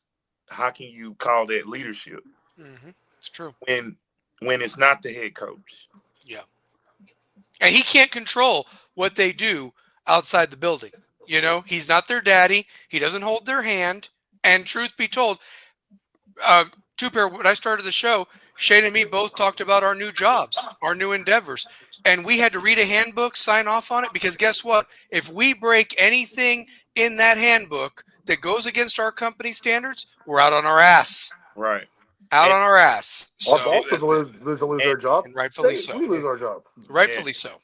and I'm thankful that I'm saying I got to play for coach that instilled a lot of values and a lot of characters from when I was at West. Hmm. Um, I think Coach Pecco is probably one of the more instrumental coaches in my life. Coach Mays in football, um, guys that Coach, were Coach really Rayleigh for me. Coach So, Ray, yep. Coach Hmm. Ray on the Coach defensive side Wilson. my first year. Um, but I was a basketball guy playing football, so that made me love the physicality of football. You know what I mean? I'm Hmm.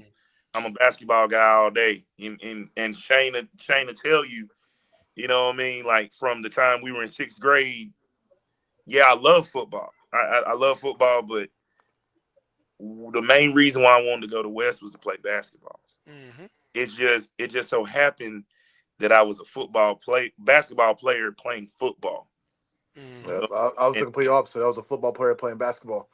right, yeah, but quick as hell, Yep. quick ass white boy. It could jump out the roof. Quick, hey, Hey guys, I was playing the wrong football, to be honest with you. I should have been playing the FUTBOL, but instead my 5'8" small ass was throwing his head around, getting concussions like a Scud missile. Simple Yeah, as that. So, I was grabbing rim. I mean, BT can account for this in 8th grade. that 6th grade, leaping ability. So sixth yeah. grade grabbing rims. 6th grade, he's touching the ceiling in the health.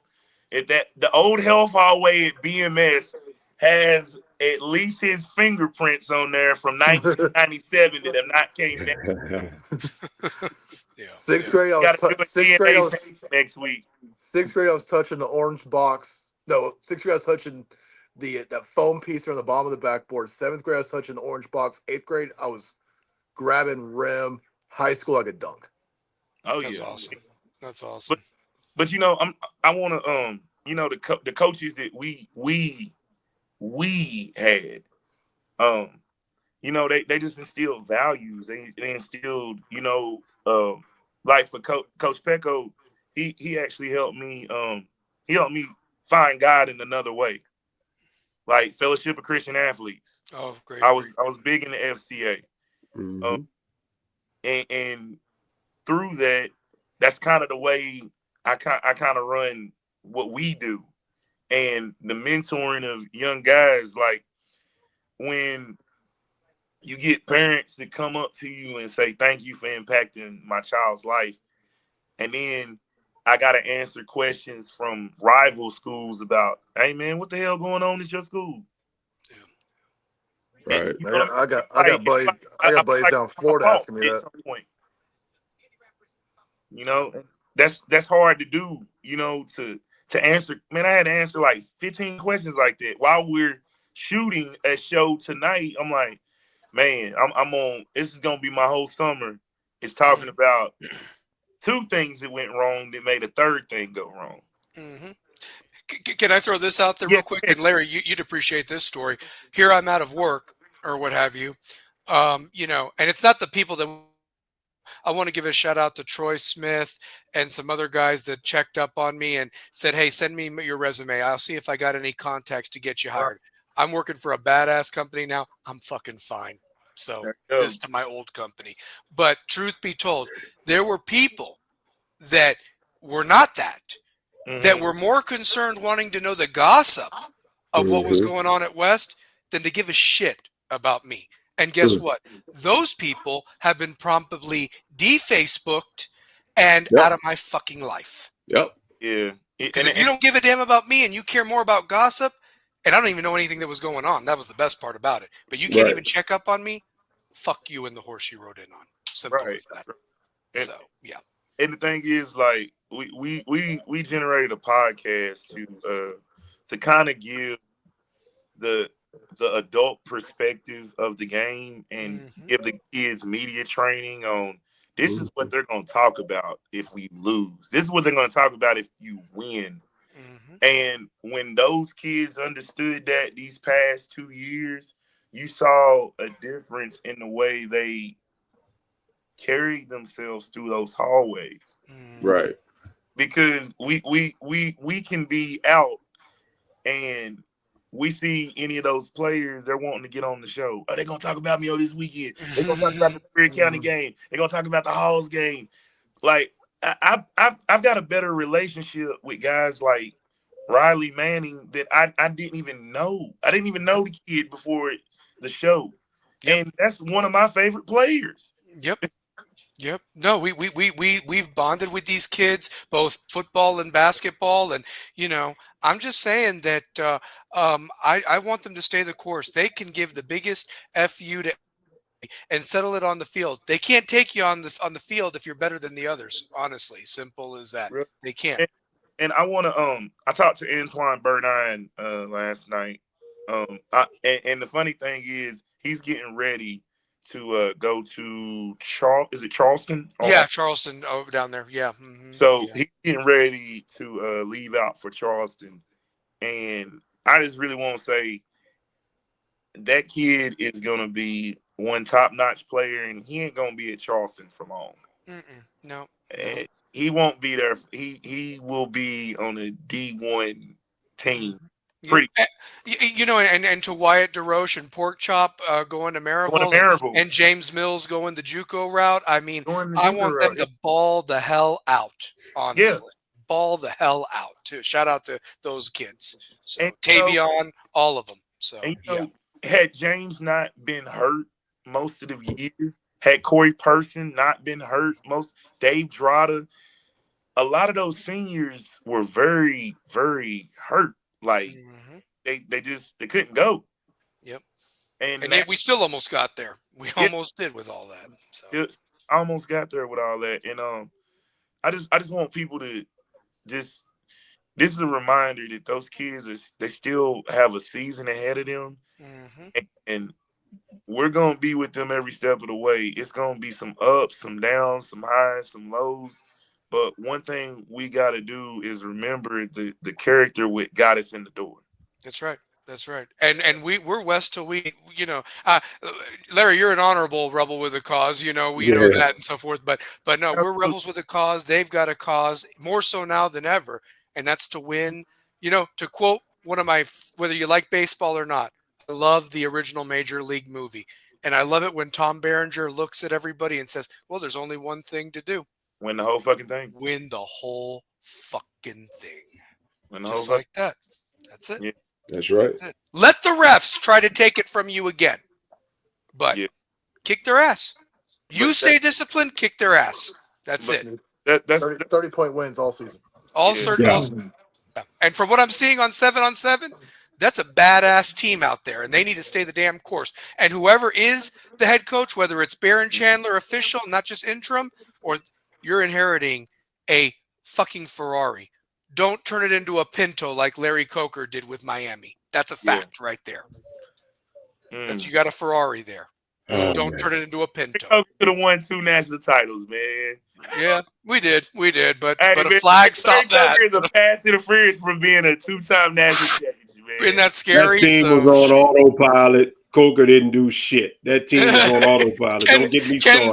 Ken Dorsey was the coach, I guess, and Ed Reed and all that. You had a freaking NFL team in Miami. Oh, man. Yeah, they were on autopilot. Hey, you still remember that kid that was interviewed when ESPN used to have those vignettes, and he goes, the Miami Hurricanes could beat the Cincinnati Bengals. Not today, but you know what I mean? Like, that was just so funny back then. So, well, I mean, okay, let's be honest. Those Cincinnati Bengals teams were very bad. Oh, they sucked. Oh, my God. They weren't the Chad Ochocinco. No. Before Marvin Lewis got there, you know what I mean? Type of thing. We're talking like bad since bad. Yeah. Bad. Yeah, for sure. So, well, let me ask you this real quick. We've talked about that, and our prayers are with everybody affected by all of this, the victims as well as the players and the community and the parents. Couple things I did want to get to before the show ended. The Buss family selling the majority share of the Lakers, man. I mean, what's going to happen next, guys? What's your thoughts on this? Well, I'm going to give you a little bit more information on this. So they're selling it, but the Buss family, Jeannie will still be on the board of governors. She will be the governor of the board. Mm-hmm. So she still is going to be on the day-to-day operation with the team. And the other brothers, I want to say they start with 2 J's. Mm-hmm. Johnny. I want to say that they start with 2 J's. I don't want to fuck up their names. Mm-hmm. But they are going in more of the executive role within the franchise. So they're going to serve executive roles. You still got Rob still there, but this is monumental because they bought it for $67 million and got it and sold it for $10 billion. Yeah. Wow. Crazy return of investment. That is. Crazy. Can somebody tell me who what pick do the Lakers have in this upcoming draft? I don't think they have a high first. Did they get rid of it because of the trade with Luka and all that? Is that what did that? They might have, but if anyone is in the chat, if you could look that up. Yeah, or I don't know if the Lakers have a high draft pick or anything at this point. High first round. Because last year they had a high first round and it turned out to be Dalton Connect, who they didn't utilize in the playoffs. Mm-hmm. Yeah. And hell, we're willing to trade him for Mark Williams, and Mark Williams failed a physical out of Charlotte or whatever like that. That's what screwed that whole thing up for them. Right. Or whatever. Yeah. So, one thing I did want to say, next week we do want to talk about the NBA draft. That's going to be exciting to talk about. It looks like, I thought it must have been a really slow news day on ESPN one of the days last week. Imagine that Cooper Flagg and his family were invited to the green room. God, who would have thought that? It was that was one of the damn headlines of that. Tell me if I don't know, Kai Ziegler or someone like that gets invited to the green room. That would be breaking news or whatever. Breaking, like that's not breaking. Why? I mean, that was a damn story on ESPN last week. I said, that's not a story. Okay. We know that Cooper Flagg is one of the best players in college basketball. We seen it. We know he's going number one. Everybody knows. We do. We know that. He didn't have to work out. If he wasn't going to be in the green room, that would be a story. That would be, yeah. I mean, this is what I'm on. Dallas, for you to give up a generational player in Luka to get AD, you're gonna pair a guy that can be plug and play with two guys that are gonna be Hall of Famers. Yeah, it's true. It's true. I kind of look at basketball. You got three Hall of Famers. Yeah, you got Clay as well. Thank you. I'm glad you said Clay. Yeah, so Clay, Kyrie, and I kind of felt bad for Clay because think about all the years Clay has never missed the playoffs. Right. Yeah. And you go to a situation, you're out of your comfortability. You know what I'm saying? Got it. And you go to Dallas and you're not playing. You're not. And Kyrie suffers probably one of the most devastating injuries. And what I think is just interesting about him? The brother made 2 free throws with a torn ACL. I know you're just standing there, but I'd be down on the ground. Are you kidding me? And he made 2 free throws. You know what that is? It's called Mamba mentality. Remember Kobe with the ruptured Achilles? Ruptured Achilles. Oh, yeah. Damn. That's I miss that guy. I miss that guy so much, Kobe. Oh my God. I've grown to. I used to get mad at Kobe because I used to think, dude, you playing with Shaquille O'Neal. Why are you shooting the ball this much at the time? And to watch that over and over again is like, yeah, that was 1A, 1B. Any night it could have been one of those nights. Kobe, one of the greatest that I've seen do it. Is he in my top 10? Yeah. But he's the second best shooting guard I've ever seen. Could you imagine if Kobe and Shaq actually liked each other? Could you imagine that? They probably would have won 6 the Bulls, to be honest with you. You had 2 egos. You had 2 egos and 2 alpha males that they were going at it. They liked each other. It was Shaq knew how to push the buttons to get the media to talk about it. Yeah. Think about it. They didn't have any. Yeah, they may have had some spats, but teammates are gonna disagree with. We disagree with stuff. In the chat, we weren't gonna talk about this shit forever. And then things changed. Yeah. Go ahead. And now that you see that the Lakers are making it sell, you look at they had Magic Johnson win 3 MVPs.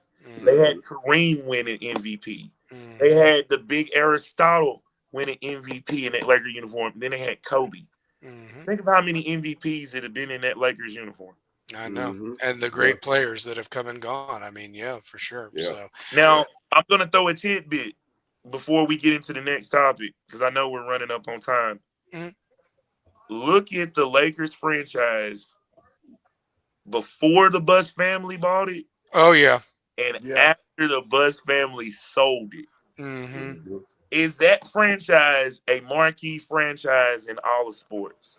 Oh, without a doubt. I mean, Showtime. Come on, Showtime. Yeah.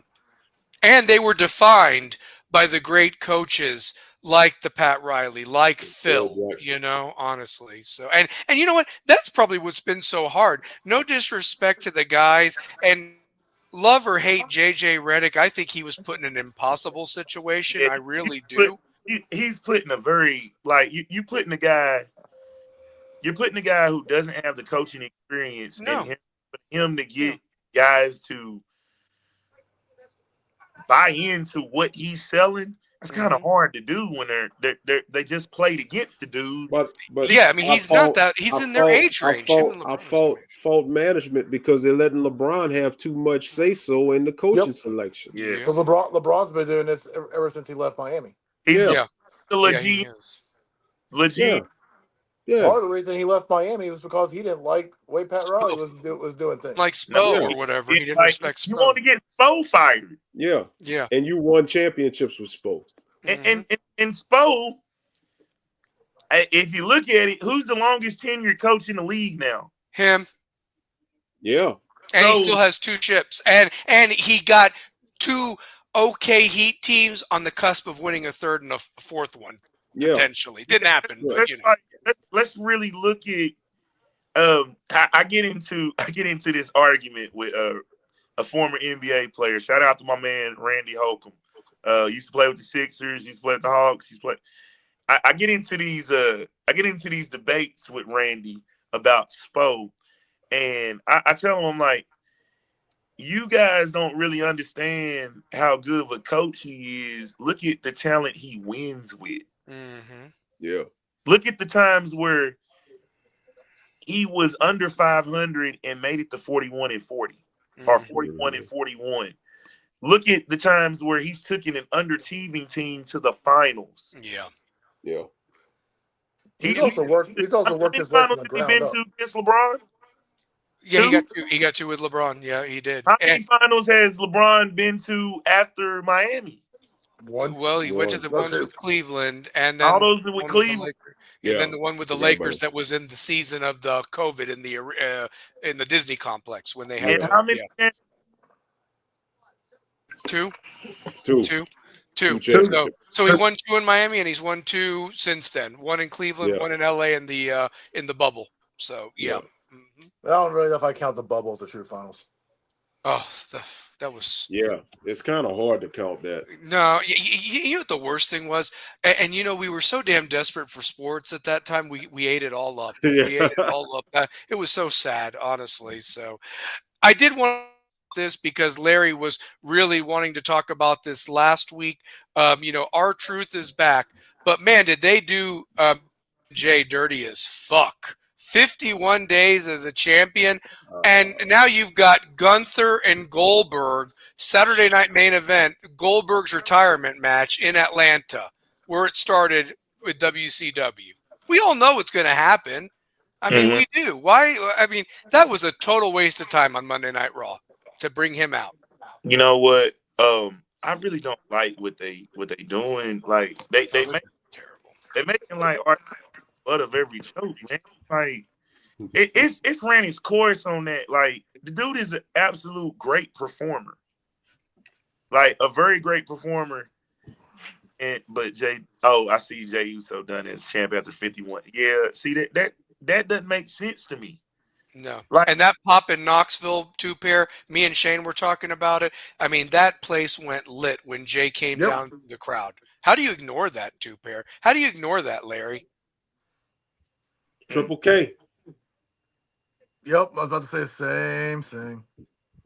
It is very, very obvious the way good old Paul Levesque feels Yeah. by guys that aren't white.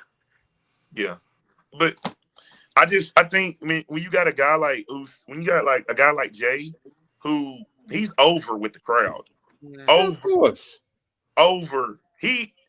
I didn't think. Maybe I'm wrong, guys. Tell me. I want to send this question to each one of the panels. Sure. Has he not been box off level since he became a singles wrestler? He has. Yes. He has. Yes. When him and Sami Zayn were arguing, Mm-hmm. and Sami Zayn said, "Why are you arguing? Or why are you arguing with me? I'm trying to make peace." The tribal chief said, and he cuts him off and says, "I don't give a damn what the tribal chief said." That was the birth of main event Jey Uso right there. Yeah, it was. He got over with the fans right there. Yep. And even trademarked that oos, thing. The I mean, Yeah. oos. Yeet. Yeah. I mean, And you want to talk about how disrespected he's been? Mm-hmm. He's had 3 title defenses, not one at a PLE. He had his first title defense against Seth on Monday Night Raw. He had the Saturday night main event title defense against Logan Paul.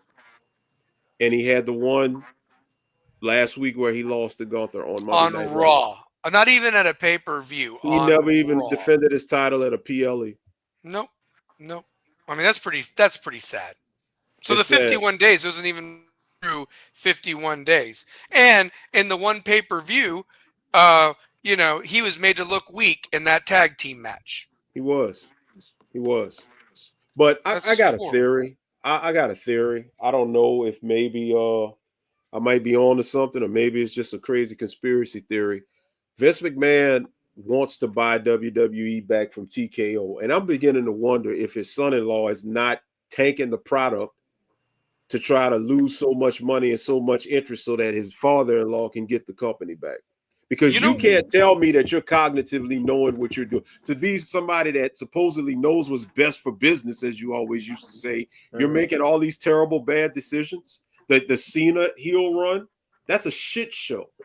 Terrible. Terrible. I thought it would be something where it'd be game changing.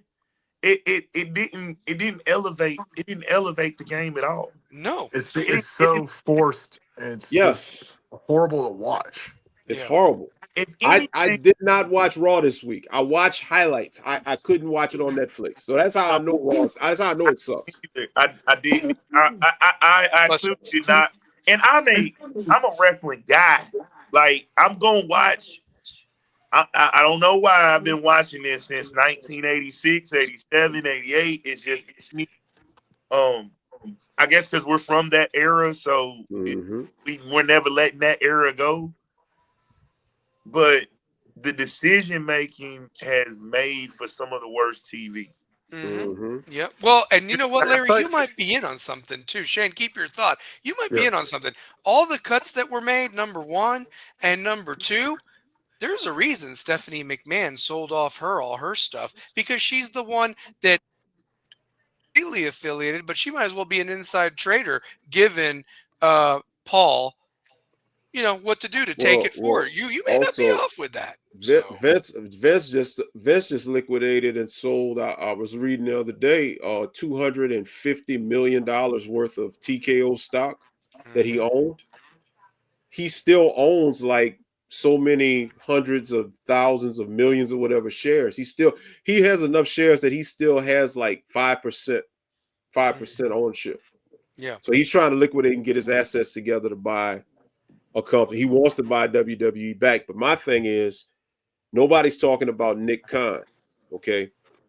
Triple H is the head of creative, but Nick Khan is actually the boss. And Nick Khan and Vince McMahon are like this.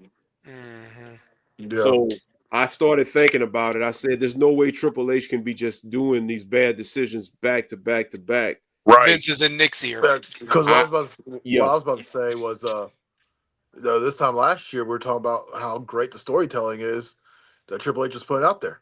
Right. And it just magically goes to shit, and the rumor mill starts going that Vince wants to buy it back, or starts all new promotion. Yep. And if the product is that bad and you're losing money, because all TKO cares about is the financials. They don't care about the storyline. No, so they don't give a shit about the story. They don't give a shit about the story. So if the financials are not adding up, if the money is not moneying, as might say, they're going to be looking for a buyer. And if Vince has the assets, he can buy it right back up. You know what's so crazy? You say that, Larry, and you're absolutely right, because I didn't think about that.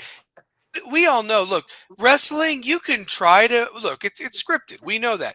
In a UFC fight, it's mano-a-mano, and whoever kicks the other guy's ass or somebody has some freak injury, that's it. Could last 1 second. It could go all 25 minutes if it's a championship match or a main event, all 5 rounds. There's no telling. But here, you could pretty much say, the crowd's not hype. The announcer holds up that pen, wrap it up, guys. Finish it up early. If the crowd's not into it, if they're on a time limit and so forth. So realistically, TKO Sports, I don't think really realized what they were getting, because at the end of the day, it's not really up to the wrestlers. Yes, the wrestlers have to stay injury free. Look what happened to poor Liv Morgan. You think she wanted that to happen? She fell incorrectly. Somebody rolled her up, dislocated shoulder. She's going to be out 3 to 4 months, and she can't even perform in her hometown, which was the whole reason they were going on that damn pay-per-view. So look at that. Yep. So Kyrie saying strikes again. Yeah. Crazy. Yeah. Well, maybe that's what it is. They're just taking the product to make it so manageable for Vince to buy, and then where do we stand in the lawsuit with that girl that was accused? I mean, whether it's true or not, but I guess is that past Vince now, that they're not worried about the fallout of that and so forth, because it seems like they moved him out of the way just to get him out of the limelight while that was all hot and everything. The lawsuit. They're probably going to settle. Sounds to me like they're going to settle. I mean, John Laurinaitis snitched on Vince and went against him or whatever. He's the biggest loser of all time.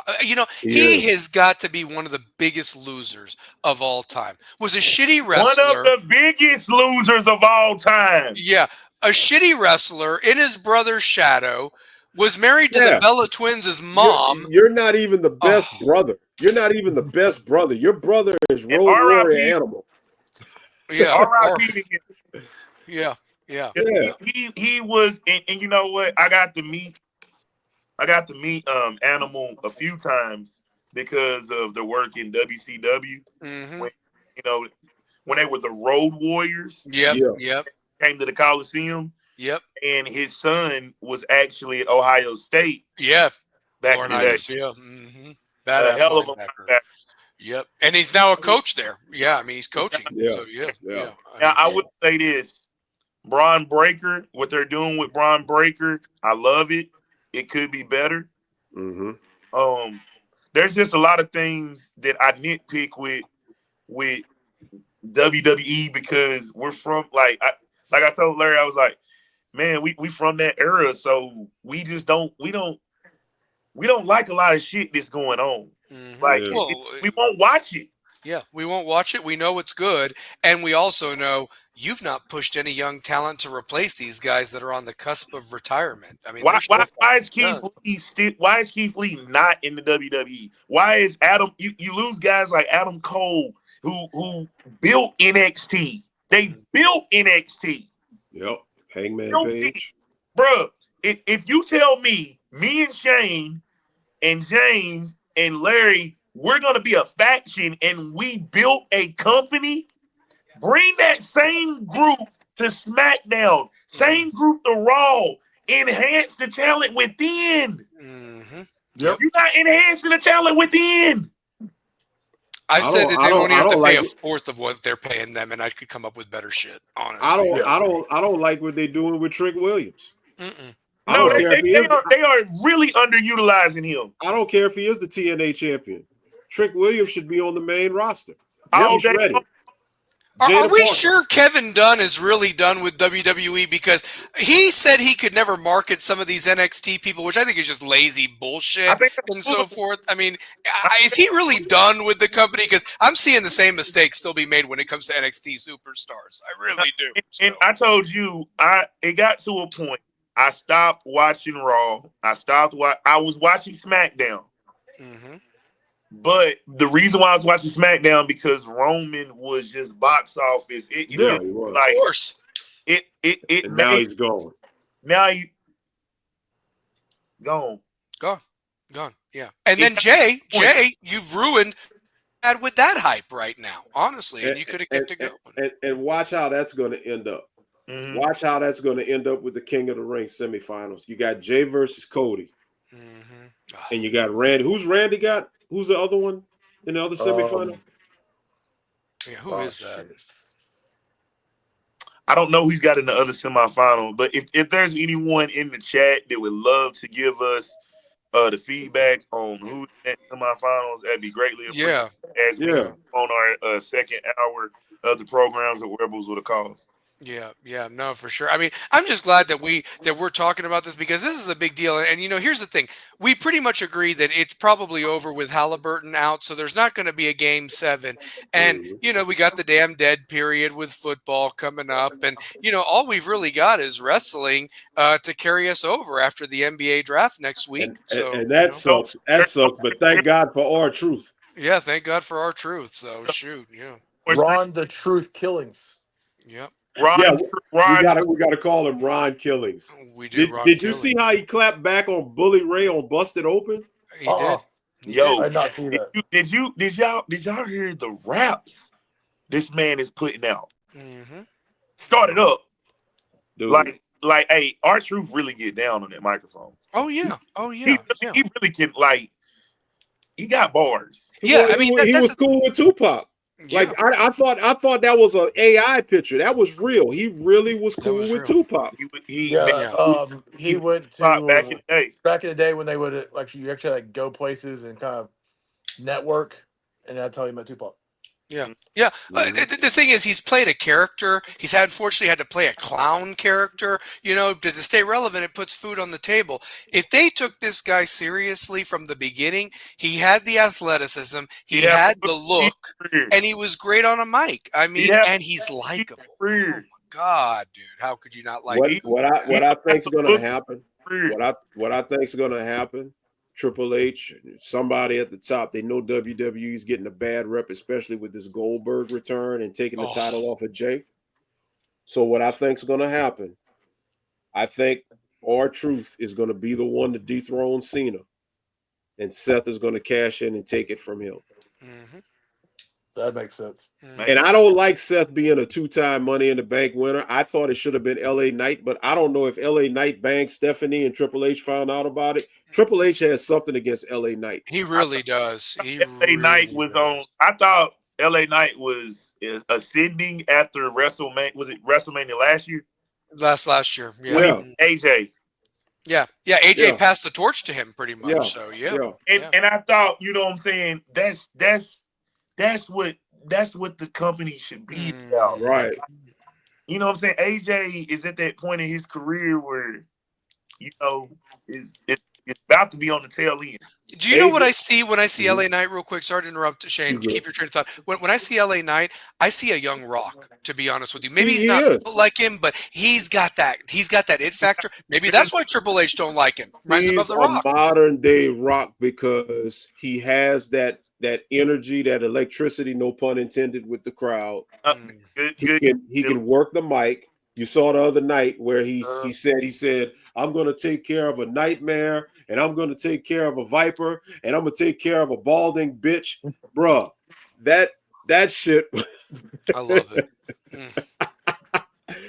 LA Knight. Now, the rumor is when the draft goes down, he's going to Raw. He'll be on Raw for the first time. But for whatever reason, Trips don't like him. I'm an LA Knight fan. You know why I like LA Knight, though? I like LA Knight because of what he can do on the microphone and what he can do in the ring. Yep. If you Bret Hart is my favorite wrestler, but he's horrible on the microphone. Yeah, he never was that. Yeah, I'm not gonna say horrible. He just wasn't. He wasn't what Shawn Michaels was on the microphone. Yeah, Bill Goldberg. The only person that calls Goldberg by his government name, Bill Goldberg. Bill Goldberg. Hey, listen, I'm not trying to be a jerk when I say this, but I'm going to be honest with you. I don't know how that match is going to go down between Gunther and Goldberg. Unless it's an absolute squash, They better hope Goldberg don't hurt Gunther, because he has a habit of ending people's careers because he still doesn't know what to do in the ring 30 years later, it feels like, honestly. So, yeah. Not technically, like, you watch Goldberg, the shit was quick. It was, Yeah. it was Three moves and a pin. So, yep. like, for real. And it's no knock. It was just, we remember the phenomenon of thinking that this dude was like, you know what I mean? Yeah. Superhuman. We thought he was superhuman as individuals where we are at our youth. As we got older, we realized that was some bullshit. Yeah, Oh, yeah. Goldberg ain't shit, man.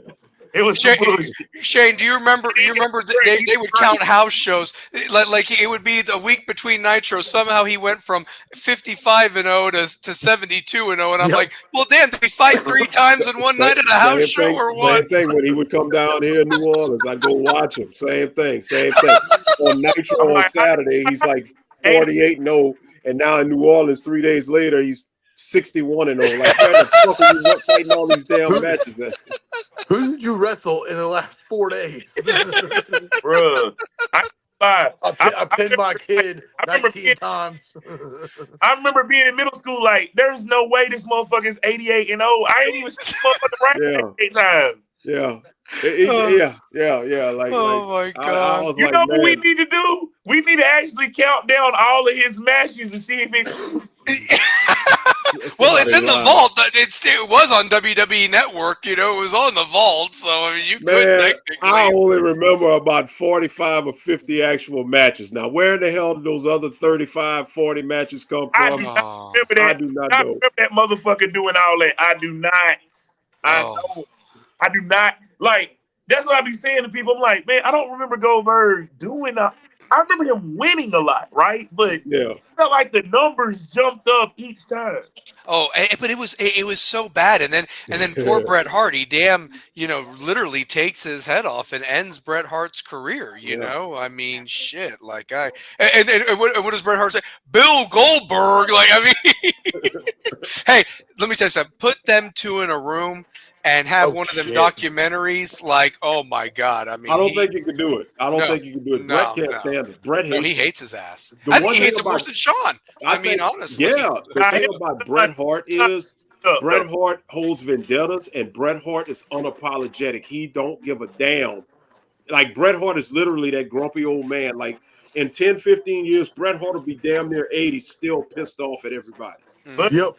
Like, wear a leather jacket. Think about how long Bret held the grudge against Sean. How long he held the grudge against Vince. Like, bro, that was nothing to do with Sean. Sean did his job. Yeah. Real quick, guys, because I know we're kind of getting late and so forth, and this has been an unbelievable show, and we're just going to keep getting better and better as we've done. But I wanted to ask you guys something. Have you all gone on Peacock and watched the story of WrestleMania 9, that documentary? I think it's like an hour and a half. I watched it. It was phenomenal. And I'm going to tell you guys something that speaking of Bret Hart, you all just reminded me of something that I wanted your all's opinion on. Was Bret really surprised that the Montreal screw job happened, especially when, 3 or 4 years before, you thought you were going to, beat Yokozuna, and then literally they changed the match and say, yeah, you're losing to Yoko, and Hulk's going to get the title. I mean, Vince had something to do with that, too. It wasn't just all Hulk. I mean, come on. So, yeah. That was some of the worst wrestling ever, because I'm like, bro, if I see Hulk, it got to the point when you get older, you just realize, bro, like, that Hulk Hogan shit was it was good for the time, but then when you get older, you're like, bro, that shit was horrible. No, I bullshit. Game recognized game, and I smelled bullshit when I was 10 years old, because all that saying your prayers and eating your vitamins and all of that, I used to get mad every time he'd start hulking up and start winning. Whenever people was kicking his ass, I'm like, beat this bastard. Yeah. Like, I just didn't like him. And I don't know if y'all heard, there was a hoax today. I don't know if it was a hoax, but they said Hulk Hogan was on his deathbed today. I was trying to read and see, any updates, but I read that while I was at work. Is it because of the pile driver from Undertaker? Somebody actually joked and said that shit. Somebody actually joked and said it. But they said he had some sort of surgery and said he was on his deathbed. But I think what really hurts is you find out the other shit about Hulk, and you just like, Oh yeah. I'm really all for this motherfucker now. Well, you know what? It's funny you mentioned that, Larry, because I was an Andre the Giant fan, so I cried when he beat him at WrestleMania 3. And I actually was rooting for Warrior at WrestleMania 6 in I was Skydome. too. I was I rooting for was too. Warrior when he won. Well, So because yeah, I was a Warrior guy, but then yeah. I realized Warrior was an asshole. But Oh Warrior yeah, wasn't shit either. God bless his yeah, soul, yeah, he changed over before he died. But yeah. I Oh my He didn't. God. wasn't shit. The self destruction of Ultimate Warrior was one of the worst things I had to watch as a kid. Like, well, as a teenager when it came. I just can't believe that he literally came to UT and speak, and his name was he legally changed his name to Warrior Ultimate Warrior Warrior. I No, mean, you know, like fuck that with was you. I was his there. name.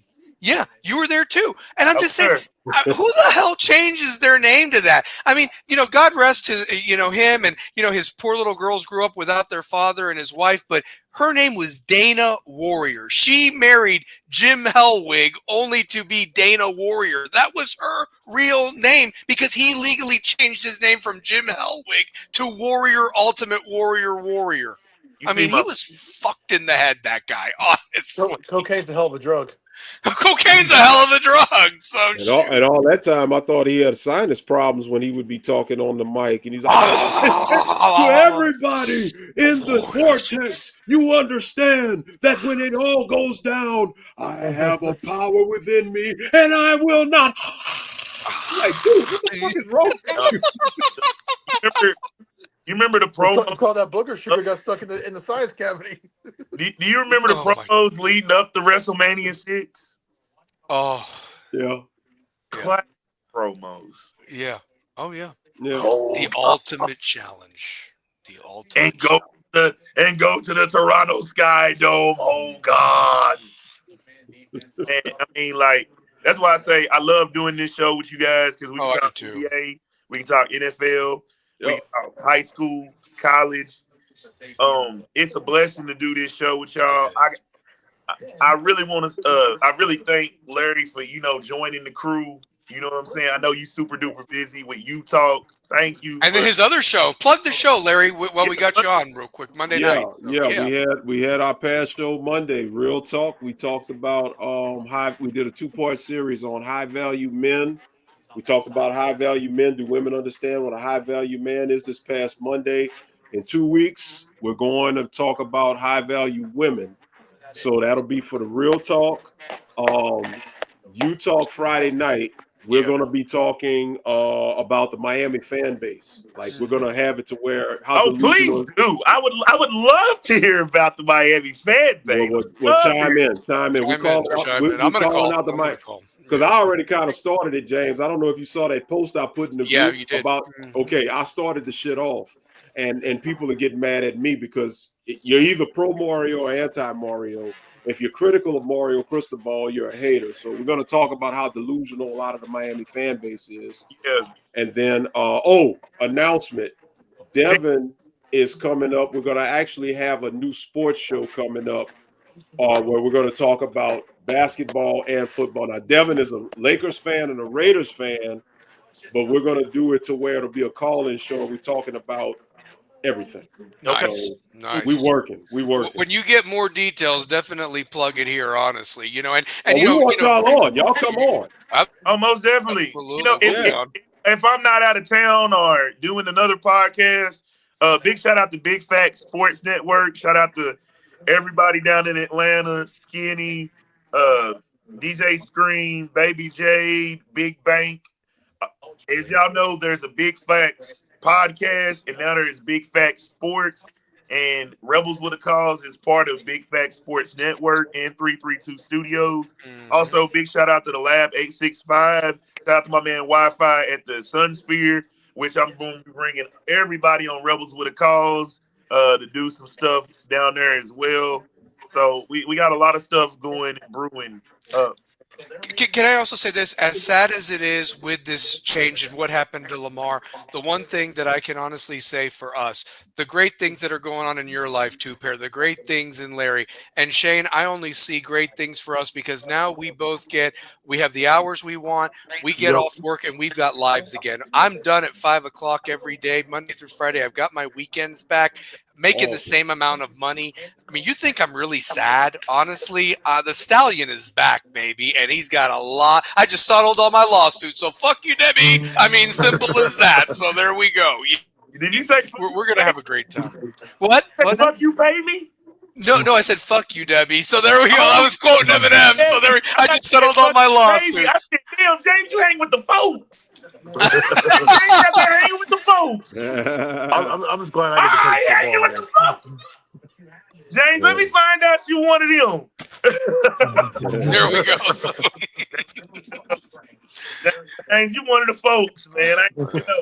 I tried, baby. I tried. So, yeah, I tried. No, listen, just to be able to do this with you guys every week is a blessing, and the sky's the limit. And I'm excited with football season coming up, and just to be able to enjoy it because it was really hard sometimes doing this show, and this was my break from my life. And then it was like back as soon as it was over, back to the grind and shit. And now I can honestly say I'm happy where I work. I come in with a smile. I work with great people and I leave with a smile, get to do this. It's about damn time. And Shane, the same with you, brother. Yeah. Honestly, Yeah, it's I mean, about time for us. I work my ass off and sweat my ass off during the day, but I get to get off work, go grab my son, go hit the football field, be around the amount of kids I get to help coach, and get to keep pursuing my passion. Yep, that's what it's all And about. Right? I am looking at getting my certification done soon to put my name in to be a high school coach eventually. And there you go. There you go. So We need more leaders. We need more leaders and young men, man. Like we do. I'm blessed that I've been at West for 20 years and I don't even teach a single class at that school. Mm-hmm. Never class. I'm But just blessed to just give love and support. That's it. I had an option. Let's see. My oldest graduated last year. So congratulations, my man.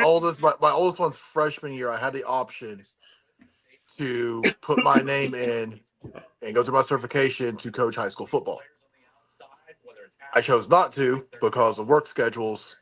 So I'm finally going to make that jump this year to get my certification, keep it up every year, and eventually, hopefully, get onto a staff somewhere. Do it. Up, man. Do it.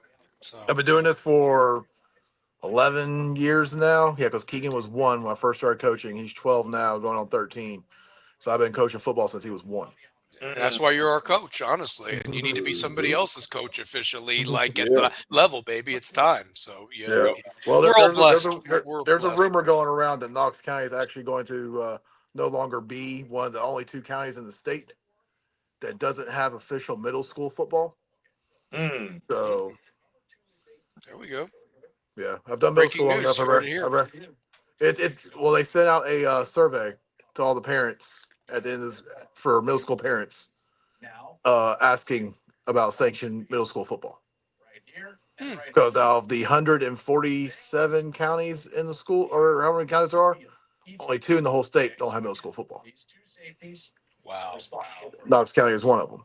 We have the MAC League that I'm a part of, but there's not an actual like Carnes middle school team, a Bearden Middle, a West Valley, a Gresham. It's territories. It's territories. Yeah.